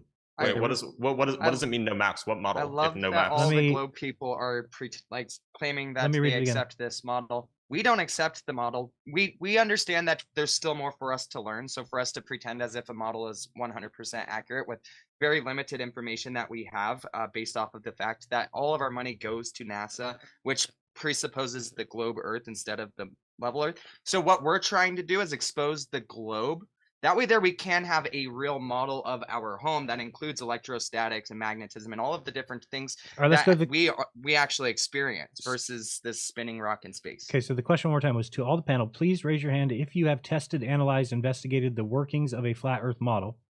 Those that raise their hand must name whose model they analyze, no maps. Okay. Yeah. So to answer that, the one that Whitsitt actually himself brought up, which he claimed is going to explain all celestial phenomena, which the website itself tells you it doesn't. I've looked into the claims, and again, as we've demonstrated here, there is no bendy light alibi that is going to work in favor of the flat Earth. We looked at the model, and there was no answer for these questions. Okay, Blitz. These questions. Blitz, go ahead. Yeah, so I guess I analyzed what you might call like a series of flat Earth models, basically where you have a local sun beneath the firmament. And the data that I analyzed is Rislauden's. He did an experiment where he measured stick shadow lengths, and we did some trigonometry. We did data analysis. We actually did error analysis as well, and we showed that his data is inconsistent with a local sun that is beneath the firmament. Okay, GlobeFace. And consistent with a globe Earth. Well, Also that. Yes, also Globey that. showed a video of how you could change the length of shadows just by changing the angles and all of these different things. So the shadow lengths on two sticks on a ball is not conclusive. The shadows are Let me perpendicular. explain something. Oh, It's wait, my wait, time. let's just It's my finish. time. Let Globey finish. Go. No, it's not. Your time's up, bro. My time's up. Go. Yeah, No, well, you're host up. just disagreed with you, Caleb, so You're up. you Caleb. might want to let him finish. Go. Thank you. No, your time. What? Okay. The sticks are perpendicular, so they weren't being angled to change shadow lengths. That's you insinuating that the test was done dishonestly, and he's actually a flat earther, Rislauden. So it's not. So it was unbiased, I would say. Anyway, that just threw me off. What were we talking about 2 seconds ago? Okay, so then we'll go to the We're other supposed to be side. talking about the models. I just What was wanted to the point question? out Oh yeah. something. So the answer to my model question, the Yes. answer to the question is that there is no model. So all we can do is study the various maps that various flat earthers propose as solving problems and that, but there never will be a model that works that models everything we see in real life. So Immediately brought up maps, even though it was in the question not to. But I just want to point out this is something that people don't seem to understand. There is no flat Earth model, and there is no globe Earth model either. We don't have entire models to explain the Earth that quite literally doesn't exist. You create compartmentalized models to explain specific phenomena. So you have the WGS-84 that tries to take the plane survey data, map it up into a globe, and then has all kinds of anomalies, and it doesn't work. You have the geodynamo model to explain the core of the Earth. You have the geomagnetic model, which explains the magnetic field of the Earth. You explain things with different models. If I want to show you east to west circumnavigation, I can give you a frisbee, show you something in the center, and then moving around the center point of a compass with a compass, that would be a flat Earth model. And then you guys say we have no flat Earth model, but NASA and the military disagrees when it specifically says we use a flat Earth model whenever we design our planes and our technology. And you can say it's just because of math. Too bad you can't use your stupid little globe math to make the plane work. You literally can't. You have to use the flat Earth. So in conclusion, yes, we can model out different phenomena, assuming that either the Earth's a globe or that the Earth is a stationary plane, and you go out on the Earth and you test it with empirical evidence, and we can explain celestial phenomena, magnetic field, all better than the globe. So you guys need to stop just repeating the same 2015 talking point because it's stupid and the globe Earth doesn't have a model. Thank you. Caleb, go ahead. Citation needed. Cool. Lies. Caleb, cite go. cite the globe model. Caleb, you can't just say that after somebody speaks. It's not going to work. Go ahead, Caleb. Yeah. So they can't give us a model that explains all of them. Just like, again, I'm just going to kind of be reiterating because Austin said it so well, but they have models for specific things. It's all compartmentalized. There's no one globe model that explains everything, as well as when we take, like, there were actual ships back in the day that were off by hundreds of miles when trying to navigate based on a globe. And, like, there's so much wrong. They admit that there's so much wrong with the geodynamo model, with the flux of the magnetic field in the southern hemisphere plane. Sorry, I messed up saying that. But yeah, we shouldn't be looking at models. We should be looking at terrestrial, observable, repeatable, demonstrable experiments. And there's none that can prove that the Earth is moving around the sun. There's none that can prove the Earth is spinning. There's none that can prove that there's curvature or convexity to the Earth's surface. Therefore, we are on a level topographical plane. Caleb, 20 seconds, go. I'm sorry, not Caleb, Derik. Oh, damn, I got sidetracked when you said that. So what was the question? About the model, have you tested the... Okay, so that's the thing. If we were to actually study the flat Earth and we put all of our resources into looking into the truth, we'd have a model. That's something flat earthers can agree to, is that we need to learn more. And the globe people refuse to even accept this because they accept all of the nonsense that's handed down to them by their government who seeks to control them. If we were actually looking and studying into the effects like we were back before the 1900s, we would have a far more advanced civilization. We'd have better energy. We'd have better everything because, as the Globe people were saying, Blitz even admitted that the ether might exist and that it's moving with us. Well, if the ether exists, then first of all, that does discredit to the Globe because all observations do not include both. You can't have the ether and a moving object. But also, if the ether is real, there's energy there, and that energy there can be harvested, and we could use it. And the Globe people like to make fun of flat earthers for believing that the world could be better. They love to believe that their government and NASA has done the best with the world, and that the world has been getting better ever since NASA came out, when in reality, we've been on a drastic decline ever since we switched our concept to being evolved monkeys and not creation as we are. The entire Globe model is based off of a philosophical principle, not science. I think the chat. Can I just ask a question? I think the chat would like to know from the flat earthers, if to actually answer the question, have you measured or done anything regarding flat earth yourselves? Like when we measure answered it? long distance photographs. Years. What's measurable? You've and never done demonstrable? anything. Like, what data analysis did you do? I didn't ask you to ask me what I did. You asked the question and you just keep talking. We're not made physical measurements of the Earth. Include that in your closing. Skyline. Include that in your closing. Let's get these questions done. We've got $10 from who's this? $10 from MKE Matt. It says, ballers, can you cite any repeatable observable experiments that show a pressurized system that can exist next to a vacuum without a barrier? Go ahead. I'll give you some time on Go that. ahead. Yeah, so hydroxychloride. Go ahead. Sorry. Yeah. So again, I don't know why that's a question that gets asked constantly, because again, I've mentioned this in my opener. It's almost like I knew what the questions you guys were going to ask. I already showed that there is no hard vacuum next to the atmosphere. We have a pressure gradient that slowly decreases, and even in the most vacuumous regions of space, there's still some pressure. Even that 10 to the negative 17 Torr number that gets thrown around is not a negative number.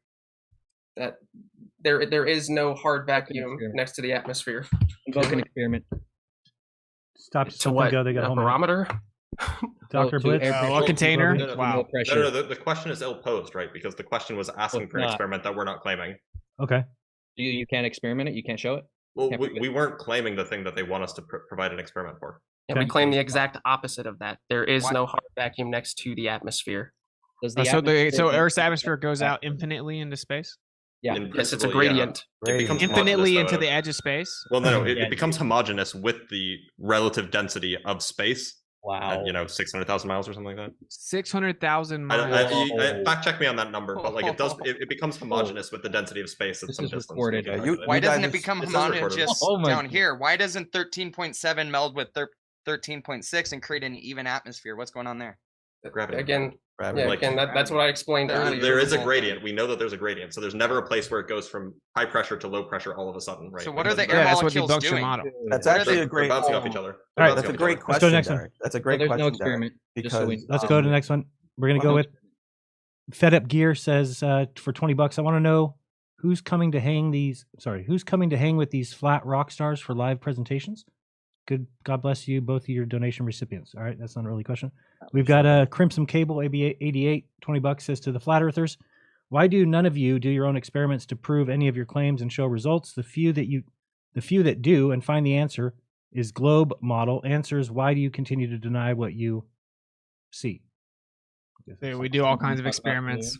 Yeah, I've tested electrostatics and changed the vector, the weight, and the actual direction of objects consistently. I've consistently manipulated a variable and shown that everything's intrinsically electrostatic, and you can make things flow with that variable. We've gone out and done mirror flashes, laser tests, long distance observations, time lapse from different directions. We've done all kinds. I've taken time lapse over the marine horizon. They never intersect with the marine horizon like they should on the globe. I've done all kinds of tests. Ironically, the globe earthers have never gone out into the real world and tried to see what's really going on the earth. They only talk about it from behind a screen. So it's our time. Calm down. Impulse control, buddy. And when they do, they invoke things like geodetic surveying, which is plane surveying taken over 100 square miles, where they assume the Earth is a level plane. They stitch all of that data together, do a bunch of math and a bunch of baked-in assumptions to assume that the Earth's a globe. So whenever we go out into reality, whenever we build anything reality, whenever we try to simulate planes flying, we have to assume that the Earth is level and stationary and flat. So Why doesn't geodetic surveying work on more than 100 square miles? Because What? if you after you look over 1,500 feet of the atmosphere, there's an effect. So they admit that they can only do plane surveying over 1,500 feet. If you know anything about surveying, you'll know your answer to your question. Okay, for $10, We have got- an atmosphere. Can the flat Earth guys explain how when you watch when you watch a boat sail out to the ocean, it doesn't just disappear; it seems to sink. This is the easiest way to debunk. It will happen anytime, anywhere with open ocean. That's Josh Hancock. Thank you very much. Go ahead, Flat.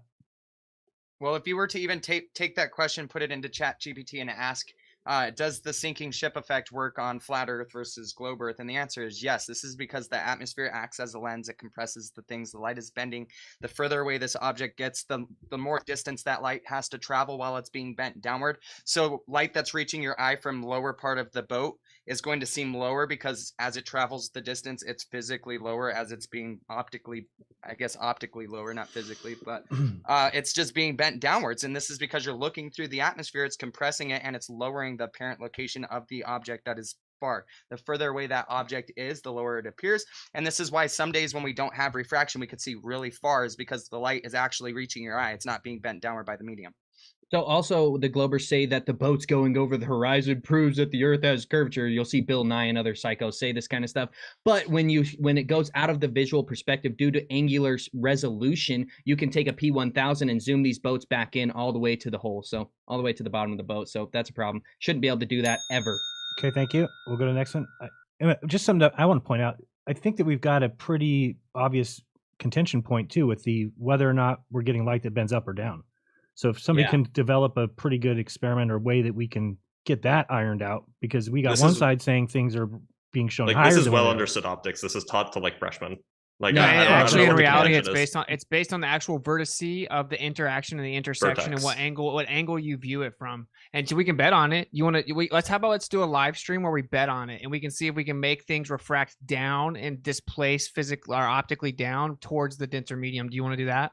Yeah, let's do that. Because it's so simple and it's taught to ninth graders. That's Snell's law. Light does bend towards the more dense medium. This is well understood. Down, not up. You're saying I could go grab a pencil and a glass of water. And we all agree on it bending down, but it's whether or not. By the way, I'm sorry. I just wanted to say one thing though. My camera froze, and I know you didn't want me to turn off the camera. Should I just leave it, or what should I do? No, try. You stop can it and restart it. Yeah, stop it and come back in. It should be fine. I'll reorganize if I need to. Yeah, you're right, Jaron. We should test it because it seems to actually be relative to a variance of factors. And wait, so do we agree that Snell's law is a thing? Snell's law is one of the more accurate we have. Yeah. Okay, just making sure. It's not perfect, right? It doesn't actually really work that good sometimes. You're back. It works fairly good. It works fine at a classroom level. All right, next one. You should look into hyperbolic geometry, dude. Zetetic. Dude, that's literally my area of study. But anyway. Really, visual space being hyperbolic? You've researched that? I study non-Euclidean geometry. You should apply it to differential space, geometry. my brother. It'd be great to hear you guys together, but let's not do that today. Can the Globies explain the analemma practically? $10 from Zetetic. Sorry, one more time. Can you explain the analemma practically? Go. Oh, the figure 8 that the sun makes in the sky. Yes. Yeah. So again, that's just because obviously as the Earth is tilted and we go around the sun, that tilt stays the same. So as we go around, the sun's going to appear in different locations in the sky. Similar actually to what flat earthers say, it will appear between the tropics. Okay, Blitz or McGlobeFace? No, I'm satisfied with that answer. Yeah. Okay. It's all about the tilt. Ballers, can you cite any repeatable, observable experiments that? Oh, sorry, we already read that one. Okay. This one's from Jesus Christ is Lord. $10 says, "What about NASA losing all the moon data?" I guess that's for you guys, Globies. They didn't lose any. They lost what? They lost Apollo 11 telemetry. Yeah, just the Apollo 11 telemetry. Yeah, just the most important one. Well, no, but there were 5 other moon landings. Well, now that they walked on the Earth and forecasted it to the entire world, huh? Broadcasted telemetry prove they went somewhere, or is it? We'd at least be able to fact check some of their evidence. No, it wouldn't prove anything. Well, we have the telemetry data for the other missions, so it all contradicts the official mechanics of the claim. Globey, could you actually expand on what telemetry is? Just so everyone knows. I'd like for them to expand on telemetry. I'd like to hear what they think it is. Oh, that's a good point. Who's talking? Yeah, there's a variance of things that fall in the category of telemetry data. My bad.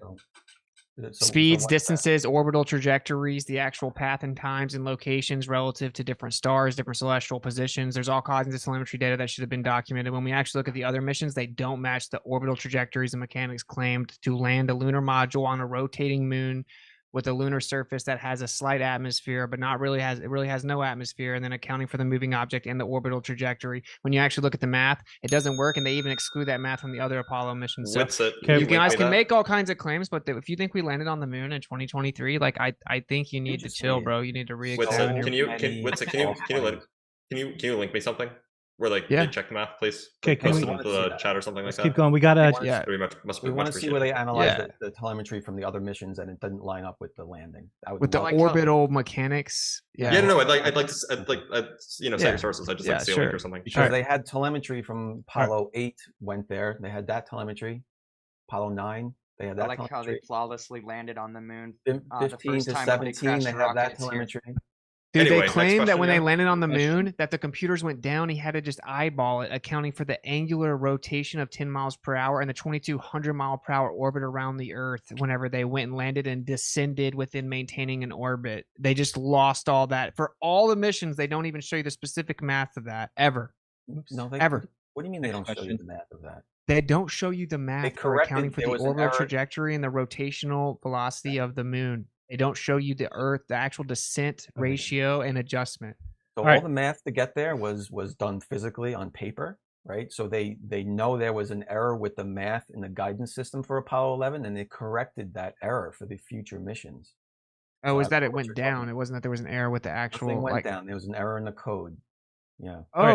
So where is all the other guys? We'll talk about that math some other shows time. how it works? Let's go to the next question. Mason Benoit says for $10, pointing out ridiculous coincidences they cling to, like 108 suns fit between the Earth and the sun, 108 moons fit between the Earth and the moon.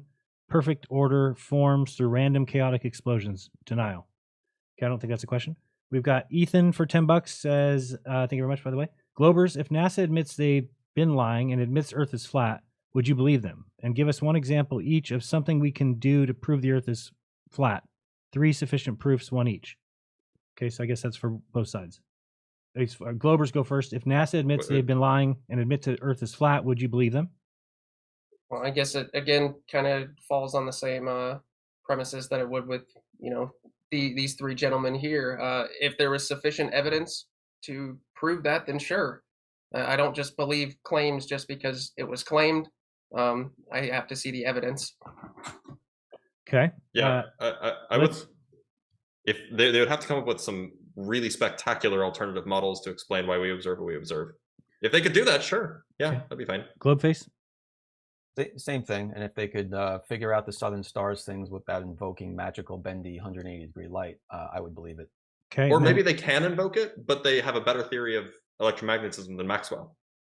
Sure. Okay. Maxwell's theories provably accurate, incomplete, and don't work. Of course, we've already corrected you guys 3 times that it's not 180 degrees. You just keep baselessly saying it anyway. We've also explained that it's not physically bending. It's just optical effects. And no true earther would ever just blindly believe what a governmental agency says about the nature of the Earth. The reason that we're true earthers is we go and test it ourselves empirically, and we narrow it down to what can be empirically verified. We don't blindly regurgitate the idea of one consensus thing and each. authority. Wasn't that a Flat- Glober's question? No, I that's thought it for was to both. each question. Flat side, you get one.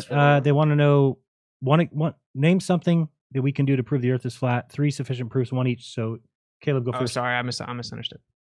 So Good guys, you go ahead. Can do a simple mirror flash test over 40 miles. There's 66.6 feet, I believe, over 10 miles of physical curvature that would be necessitated over a ball that's 24,901 miles in circumference. We're seeing the mirror flash at a 0-foot observer height. FE Core themselves did a bunch of laser tests proving that the Earth Well, is I'd flat. ask for one. So, water mirror test is for stationary. you. What's it go? That's tough to pick one, but we'll say, how can wells send arguably up to 10,000-mile horizontal sonar propagation through the ocean? I guess you can't invoke the ionosphere there. So if anyone wants to tell me how you're sending horizontal line of sight propagation 10,000 miles from well to well, that'd be great. Okay, Derek. Well, measurements. Measure the Earth. If you're going to try to prove the shape of the Earth, look at the Earth. When you take long distance photography, you measure with lasers on distances. You could measure the distance between the top of a building and the bottom of a building at a distance. And if the Earth were a ball, the top would be slightly further apart than the bottom of the ball. But when we take these long distance measurements, they're equal, which means that they are on a level plane. All right, we got 15 minutes left. So remember, if you super chat $10 or more, you'll get your question read, and they are all going to 2 different charities or less fortunate that both sides have picked. So we've got about 5 more questions. It looks like Globers, according to your model, this is from Release the Band. Globers, according to your model, why did the shadow of the moon travel from west to east during the solar eclipse of 2017? Give you a minute. I don't know about that eclipse. I don't know what he's talking about. Do you guys? Anybody on the Globe side? No idea what he's talking about. Yeah, I've never even heard that until now. Okay, so I'll just tell you again, just so you can, maybe if you want to look into it. He's saying that there was the moon that traveled from west to east during the solar eclipse of 2017, and in your model, I think they think it should go the other way. Okay, I don't know. Okay, for $10, for each Glober, how would your life change if the Earth was indeed flat and the globe model was a complete lie? That's from Pardon My Folly. Yeah, my life wouldn't. I work in a math department, and they don't care what shape the Earth is. Okay, how about Globeman? I mean, I don't know. I'm not a scientist or anything like that, so it's not really going to affect me that much. I guess it would make me look at the world differently, but I would still be here playing video games, doing fun stuff. Okay, and Globeface? Personally, it wouldn't. I guess I would have to change my name to Flatty McFlatface and destroy Glober conspiracy theorists on TikTok. Nice. Wow, that would be an improvement. Gotta keep the content going. We've got $10. Thank you very much from the dude, but no question. Then we got $20 here for Run Boston Bear, who says, "I'm so grateful to have woken up to the globe deception. Understanding what we live on is fixed and up in the same direction for everyone brings peace. The Creator is directly above us and not that far away. Praise be Yeshua." Okay, that was not a question. $20 to all. Do any of you believe in Genesis 1:6, whether it be a dome or firmament Bible translation? If so, does that weigh any of your beliefs, flat or globe? That's from Qual Yasha. To everybody, I guess. We'll go with Globeman. Do you believe in Genesis? I'm not religious. I don't even, I haven't read the Bible, so okay. I would say no. If it's mentioning a dome, no. But as far as I have heard, again, like I said, I haven't really looked much into it because I don't argue religion. Okay. But if I remember right, the original translation would have been Rakia, which translates to expanse. Okay. Blitz? Yeah, no, I don't take it seriously. It's a book from 2,500 years ago written by Iron Age nomads. Okay. McGlobeFace? Yeah, I don't trust people enough to believe a book written by them. Okay. Kaleb? So I think it's funny that all cosmology, if you were to look up Egyptian cosmology, biblical cosmology, Australian cosmology, they'll all show a flat earth with a firmament over our head. So I wouldn't invoke that in a debate setting, saying that Genesis 1:6 proves that there's a dome over our head. But I think it's interesting that every single cosmology in our ancient history said that the earth was flat with a firmament over our head. So what's it? Yeah. Obviously, I put weight into the scriptures. Personally, that doesn't prove anything, though, one way or the other. It actually is firmament rakia, beaten out, strong as bronze. It's funny that people that claim they know nothing about the Bible then go on to tell you what something means in Hebrew when they don't. But anyway, yeah, like it doesn't prove anything. I mean, physically speaking, there would be a toroid over top of us. We would be actually experiencing the top half of it.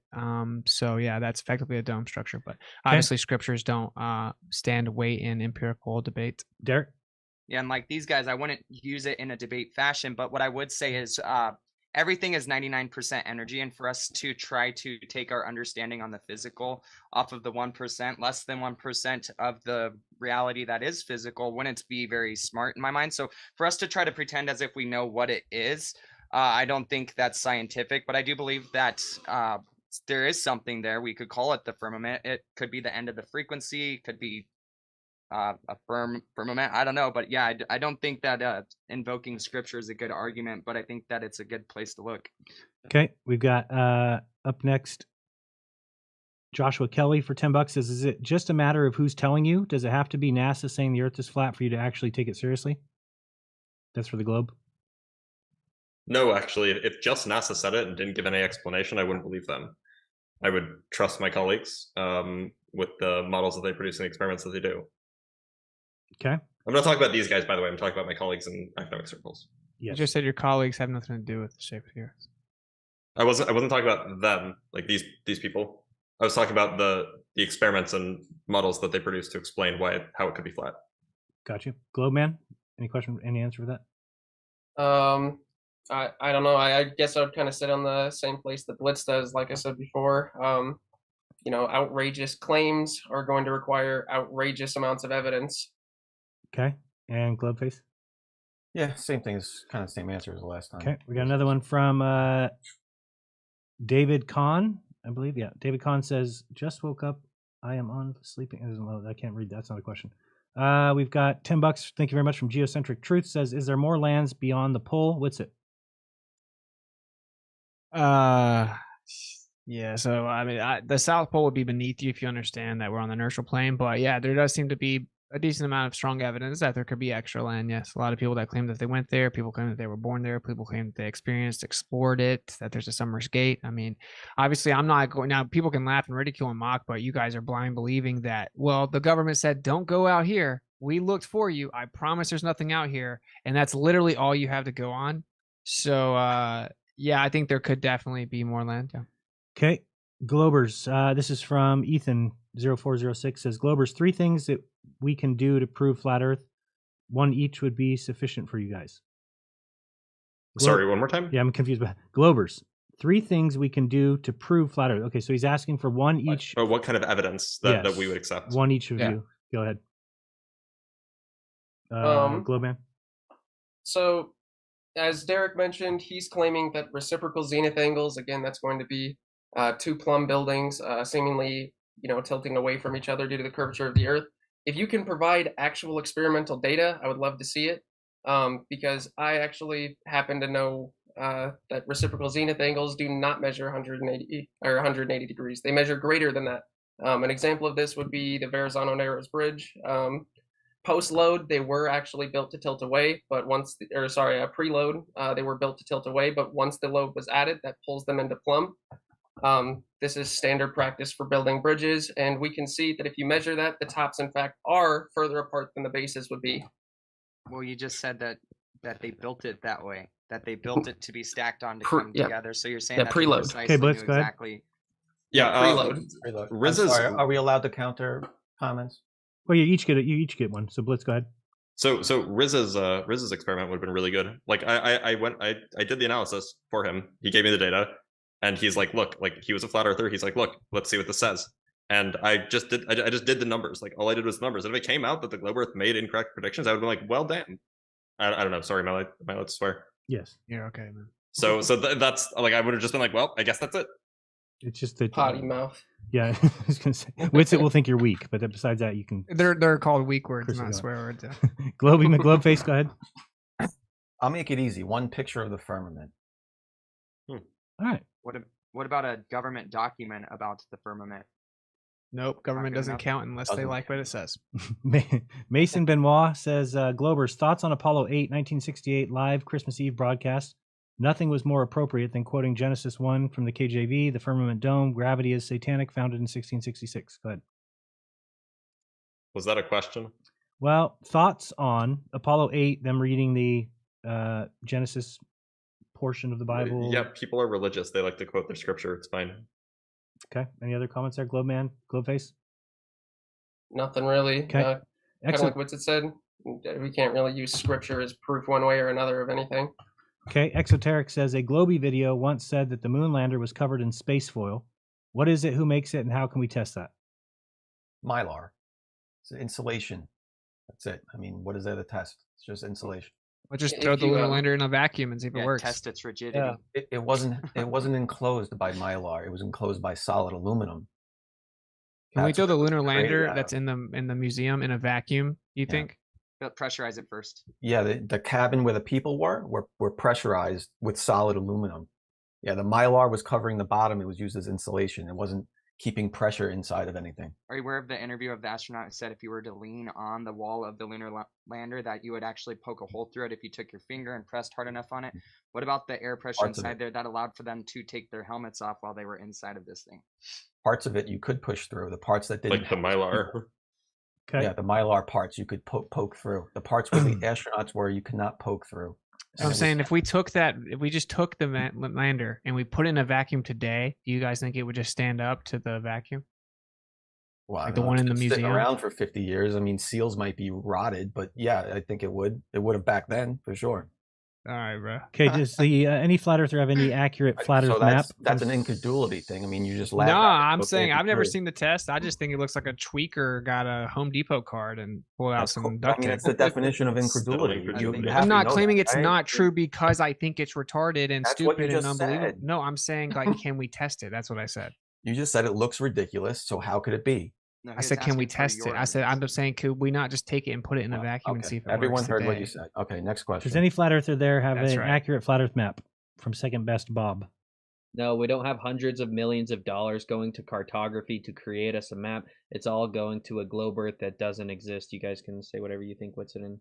Okay, what's Well, the map's relatively accurate until you get far enough out south where coincidentally we see that, in case you guys don't understand, so it's really fast. So like we got the latitudes from looking at different angles to Polaris on a flat Earth. Then they put that on a globe, and then they put that on a cylinder. Then they flattened that out and made the Mercator. That's objectively how you guys got your current Mercator map. And then whenever like Gleason went to do different maps and map everything out, they basically say you have to use this longitude latitude system to publish official maps. So they've literally made it where you have to publish under the parameters of the longitude latitude system, reifying the globe. And then when we go further out south in these latitudes, we find out that when we sell in the real world, assuming symmetry of a globe with celestial navigation in the south, we're off by dozens of miles a day, hundreds of miles in a week or two. So yeah, I think it's very interesting that the south is drastically different than what we may know about. And no, of course, we don't actually know a perfect map because of those reasons. Okay, Derik. Well, and to add to that, all of the maps that we have are off. So Greenland's bigger in some projections, smaller in others. Africa's bigger, smaller.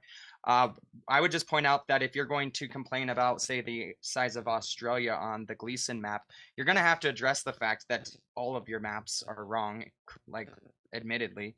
And that if we were to actually have the funding to look into this, which people have, and there are new models being developed, but until then, we have to look at what we have. And so what we have is a whole bunch of third world countries being shrunk, first world countries being blown up to better suit the needs of those people who are making the maps. Okay, we've got flat earthers. Where is proof of your ice wall that surrounds us? If you believe in if not, you believe in fairy tales. From Scatten Foo 15. There's so many pictures of it. Well, we know there's ice walls. Like all the southern people, all the people that went to the south and explored, they reported this, and it's illegal to privately and independently go and verify this right now. So the truth is, the Globers should be on our side, trying to demand that we're allowed to freely do that. You can't even get close enough past the 60 south latitude in the water to see it. So you guys should look at the actual evidence of the mariners and navigators that went there and said that, and then question why we're not allowed to go right now. There's yacht races that go around it every year. They don't actually go around Antarctica, so it shows you guys. No, you guys don't ever look into things. Oh, they go around the outside of the pizza world? Is that what they do? No, like if you're talking about the circumnavigation specifically, the circumnavigation races don't go around Antarctica. They tip over, they go over a little bit of Antarctica and pop back up north. I'm not talking about circumnavigation races. I don't know what you're talking about. Also, the general guidelines for visitors to the Antarctic posted by the IAATO, they explicitly tell you that you are allowed to go on your own and tell you the only places you can't go are ACBRs, Antarctic Continental Biogeographic Regions, and those are lined out. Okay. So they say you have to give 3 to 6 months in advance notice. No external water supply, no external fuel supply. You can't go past 60 south latitude without approval. You must actually give them your route. They must approve your route 3 months in advance. And then if for any reason they want to intercept you, you completely have no Fourth Amendment rights once you're there. And that's specifically for the United States. And if you're in trouble, you they guys won't help you. why misrepresent that? We Hold on. can't go to Antarctica. If the Earth's a globe, we should still admit it. To be clear, Because that's that's only not true for true. signatories to the Antarctic Treaty, right? Yeah. So what? Wait, do you think that some smaller country can go past? I mean, citizens of that country can, yeah. Really? So you think that they're They're not not gonna be bound by the intercepted? treaty. Not going to be intercepted by the major world countries. That's what you think? Are there soldiers on Antarctica? Well, people have been intercepted when they traveled out without clearance. How do you think they enforce it? How do you think the Hold U.S. on. military enforces Hold it? on. What's it? You citing- referenced the Sorry. Antarctic Treaty, so you're the one Yeah. referencing the document that's the treaty between those countries. So that Yes. treaty says anyone not in that country can do those things. You're the Okay, one but that's not reality, though. You Wait, can't actually do you have go. evidence of this? What's that? yeah, Like somebody from a a country who's been stopped? A Norwegian seller tried to go and was intercepted 3 different times. Yeah, and what's I just wanted to say, I recommend you read the Antarctic Treaty if you're going to claim there's military there that is intercepting people, because the first Says article no military of the presence. Yes, the first article of the Antarctic Treaty, which you just mentioned, goes against your own claim. Isn't there military all over the place there? Dude, I've already tons of like military okay. there. First of all, there are military quote unquote bases, but they call them scientific. Secondly, there are tons of subsequent languages or like actual legislation since then. You guys should read the actual subsequent legislation as well, and it specifically says in the articles of the Antarctic Treaty you can't go privately without permission. So why misrepresented that? If the Earth's a globe, Hold on, you let's guys move are on. We're making good. more We're already flat at earthers. 3 o'clock. Can We we have a just couple agree more. real quick that everything you said is steps that you'd have to take to go? Yes. Assuming And it requires everything you said is- permission. Okay, assuming everything you said is right, those are the steps you need to go. So no one's saying you can't anyway. So why wouldn't they just say, hey, no one goes. That's it. You can't go. That would be. Why are there steps allowing you to go? Your own argument doesn't make sense. It's limited Okay, to get we'll let- people we'll- thinking like you. Sorry, We'll what's let the audience decide next. Oh, question. okay, I Gleason's- just, I think Jerem was also, I trying to just move want on to the next I want Yeah, to let's move point on. out real quick before we transfer. They were saying that the treaty is for those who signed the treaty. If you read any law in the United States, it's based off of the residents of those states, Oregon, Washington, whatever. But if you come from out of country and you do one of these things that are against the law, guess what's going to happen? They're not going to be Nobody like, oh, owns Antarctica. you're from Colombia. I guess you Nobody could owns go Antarctica. doing this. No, that's not what they're going to do. Nobody they're has going to sovereignty arrest over you and they're going to Antarctica. treat you as if they would anybody else who broke that rule. So Nobody whether or has not So, sovereignty Dr. over Blitz, I have a Antarctica. question. So, if you go there, you can just commit guess crimes. you're not understanding what I'm saying. So continue. I just want next question. Yeah, Dr. Blitz, I want to ask. Can we go there and commit crimes? You're saying? Yeah, thank you. So I actually think that you might. I'm not a lawyer, and I would ask my wife, but she probably doesn't want to talk about it. Okay. We've got why? Oh no, sorry, that's not $10. Explain why the Earth is flat within its toroidal field from Mikan. Yeah, so every single magnetic field has something called a block domain wall, or a more accurate description would be an inertial plane because it's an unchanging plane, so it would be inertial, but it's called the block domain wall. That's, of course, named after the discoverer Block. And inside of a toroid, you have pressure mediated from both sides. You have the north and the south sections, so you have centrifugal divergence, centripetal convergence, because we're running out of time. But anyway, you have a plane in the middle of all magnetic fields called the block domain wall. Well-known phenomena. The Earth would be within that inertial plane. In fact, the dielectric plane inside the inertial plane would be the only place that could sustain life. Okay, thank you to Lynn Belland for $10. She says, "Love my flat Earth family. You guys are killing it." We got $10 for Blitz from Mason Benoit, who says, "Blitz, explain how a rocket produces thrust in space with no air pressure to push against." Yeah, can I draw a picture? You may. Yeah, 1 sec. Let me turn off my. Well, let me adjust my camera so that it doesn't capture my wife because she doesn't want to be on the camera. Okay. And I'll draw a picture. Sorry, I'm tilted now. Great. Let me draw a picture really quick. Okay. Are we supposed to Turn see off it? my background? Okay. No, not that. I was gonna say that was a bit of an awkward silence there. Yeah, sorry. Okay, here's the picture. Right. Okay, the way a rocket works, this is how all rockets work. This is how recoil works. You have a cup-shaped thing. You might call that the thrust nozzle. You might call that the exhaust nozzle, whatever you want to call it. And then you set off an explosion in the middle, right? The explosion shoots stuff in every direction. Now, some of that stuff goes out that way and doesn't bump into anything. Some of that stuff goes that way and bumps into the rocket and pushes it forward. That's how.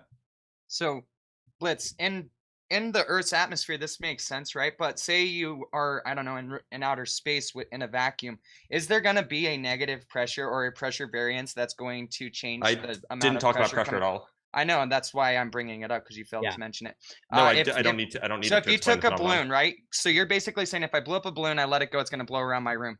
What if I take that balloon, I attach it to a vacuum, and then I let it go? Is the balloon still going to go flying freely I through my room? don't know how. It's not going to. Guess what it's going to do? It's going to sit right there and not move. That's not what a rocket is, though. A rocket is explosions. Like it's not just a pressure difference that's causing this ejection of matter. Mass ejecting mass, correct? Well, it's explosions, Well, and the and- explosions cause mass to be ejected.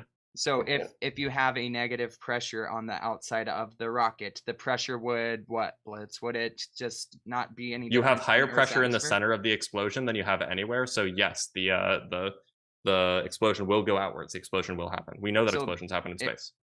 So if like you're saying that it's like a balloon, right? So Like you did look up a no, balloon. no, I didn't say it. Did you understand the picture? Right. I'll so clarify. Like explosion.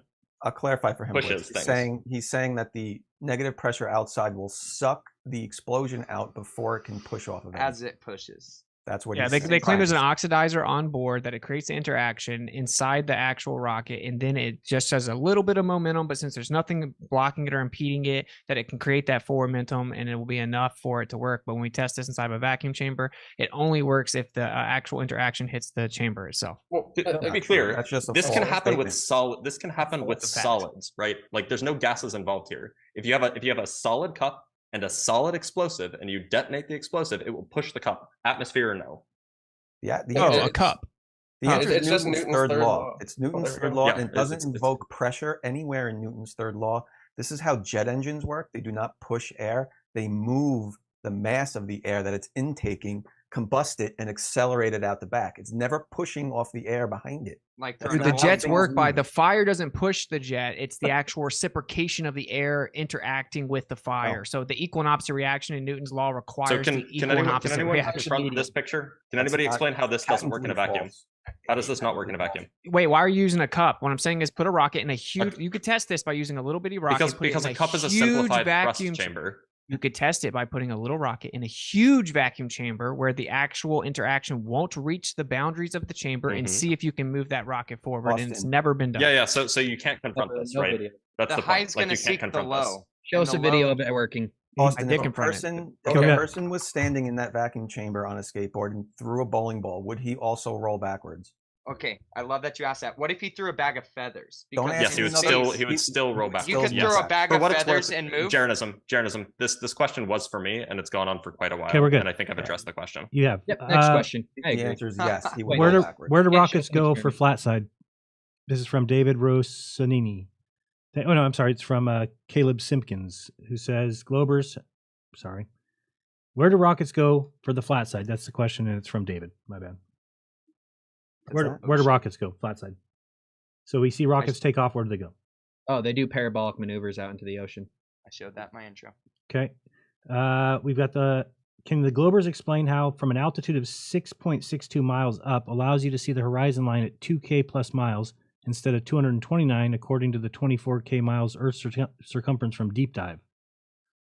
Sorry, I what would have to deep see dive? that I'll claim. try it one more time. I don't know. He's Andre. making What's the claim? making a claim that can the Globers explain how from an altitude of 6.62 miles up, which is what 34,000 feet, allows you to see the horizon line at 2K plus miles instead of 200. I don't know if I don't even know if that's true. Yeah, I would have to. You're gonna have to provide a link or something. What?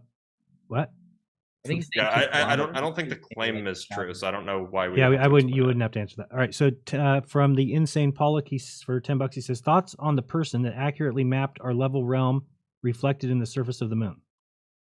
Anybody have any comments on that? Yeah, the only map that shows that is a random map that no one can trace back to anything that someone claimed was on the wall of the UN. Okay. It's got the continents on one place that we know of, and then other continents around the outside, and those match up to the dark places on the moon. Talking about a guy who recently took different projections of the continents and then mapped them perfectly on areas on the moon. They match perfectly with different projected continents. So a little bit different, but yeah, you're right. Someone spread some misinformation on Twitter about the United Nations wall, probably to discredit flat Earth. So. From what I've seen, whenever I see these moon, normally they're like moon plasma projections or whatever they're called, they're just kind of randomly placing like continents. Like for example, one that I saw, Africa, was literally like, you know how it has it's kind of shaped like an upside down boot almost. It was like going outwards, like diverging away from that point. I don't even know how to like describe it without a visual. Yeah, some of them are It just doesn't- huge reaches and don't actually match what it looks like. I agree with you. You should guys look at Taboo Conspiracy's most recent though. It's actually very accurate. All right, Just so I make sure, deep dive. Andre put a comment. He said it's true. Jay Tolan has taken a photo and video about 2,000 miles of the horizon line from 35,000 feet. It wasn't 2,000 So miles. yeah, check into J-Toll and stuff, but I don't know. I've never heard him claim 2,000. I heard 1,000. I've I heard think that's 700 2,000 kilometers is 1,000 miles. Oh, maybe kilometers. Yeah, Okay, gotcha. So let's just do this. You each have 1 minute to close it out. Make it. It's not a question. It's not time for you to try and attack somebody else. It's just your final Thank you. statement, and then we will head out. So let's start with Kaleb. You want to go first? Sure. Go ahead. As we've seen here today, there's no experiments that can be invoked to prove the motion of the Earth and its axial rotation. There's no experiments that can be to prove that the Earth orbits around the sun. All they have to do is claim refraction actually bends things down, but it's actually bending things up. We can see that all of this is just semantics. The Earth is actually a level topographical plane when we do any terrestrial experiments on the Earth. There we go. That's all you want? Sure. Yeah. Okay, we got Globeman. Go ahead and go first. You got, or go. You can start whenever you want. Yeah, first of all, I wanted to say to you, actually, I was skeptical at first to come on here, just because I had only heard of your name. I had never watched your content. So I want to thank you for hosting. You've been a really good, moderator, so I appreciate it. But yeah, I feel like I've kind of driven the point home multiple times. I keep saying it. The Southern Stars are really a flat Earth killer. There's not really much that we can do, or that Flat Earth can do, to explain how this works. I think that's been, pretty well demonstrated here today. But that's pretty much it. I do appreciate everyone being cordial. It's been nice to talk to you guys without it being a screaming match. And I guess that's it. Excellent. Thank you. And let's go with Witsit. You've got 60 seconds whenever you want. Yeah, so I would say for the Southern Star Trails, you can go look at my most recent Scoring the Globers. I break it all down, and I'm happy to answer questions. Once you actually understand it, either you can just deny it or accept reality. It doesn't physically bend. It's an optical effect. And I would throw this out to all the Globe Earthers that are here. My Scoring the Globers is a new series that I've launched, and you guys can call in to actually discuss the specific topic that is covered then. I think that would be very beneficial for all people, because it seems that majority of people that believe there's a globe don't actually understand what the globe is. And in conclusion, I'll just talk about Occam's razor. I didn't have a chance to throw my input on that, but Occam's razor is that which requires the least amount of assumptions. Okay, it's a logical approach to understanding truth. And in reality, in order to do all engineering projects to build long distance canals, like in 700 BC when the Chinese built a 1,100 mile canal, you got Suez Canal, Panama Canal, when we fly planes, when we build railroads and long distance bridges, when we fly helicopters, when we do long distance radio propagation, everything that we do in the real actual world, we have to treat the Earth as a stationary topographical plane. And then they claim that everything's actually antithetical to that. And then we live in a world full of illusions, hence Stubbornly Persistent Illusion by Stephen Hawking. So yeah, Occam's razor debunks the globe. Okay, we got Dr. Blitz. You're up next. Whenever you want, start. Yeah, so it's funny that we bring up real world.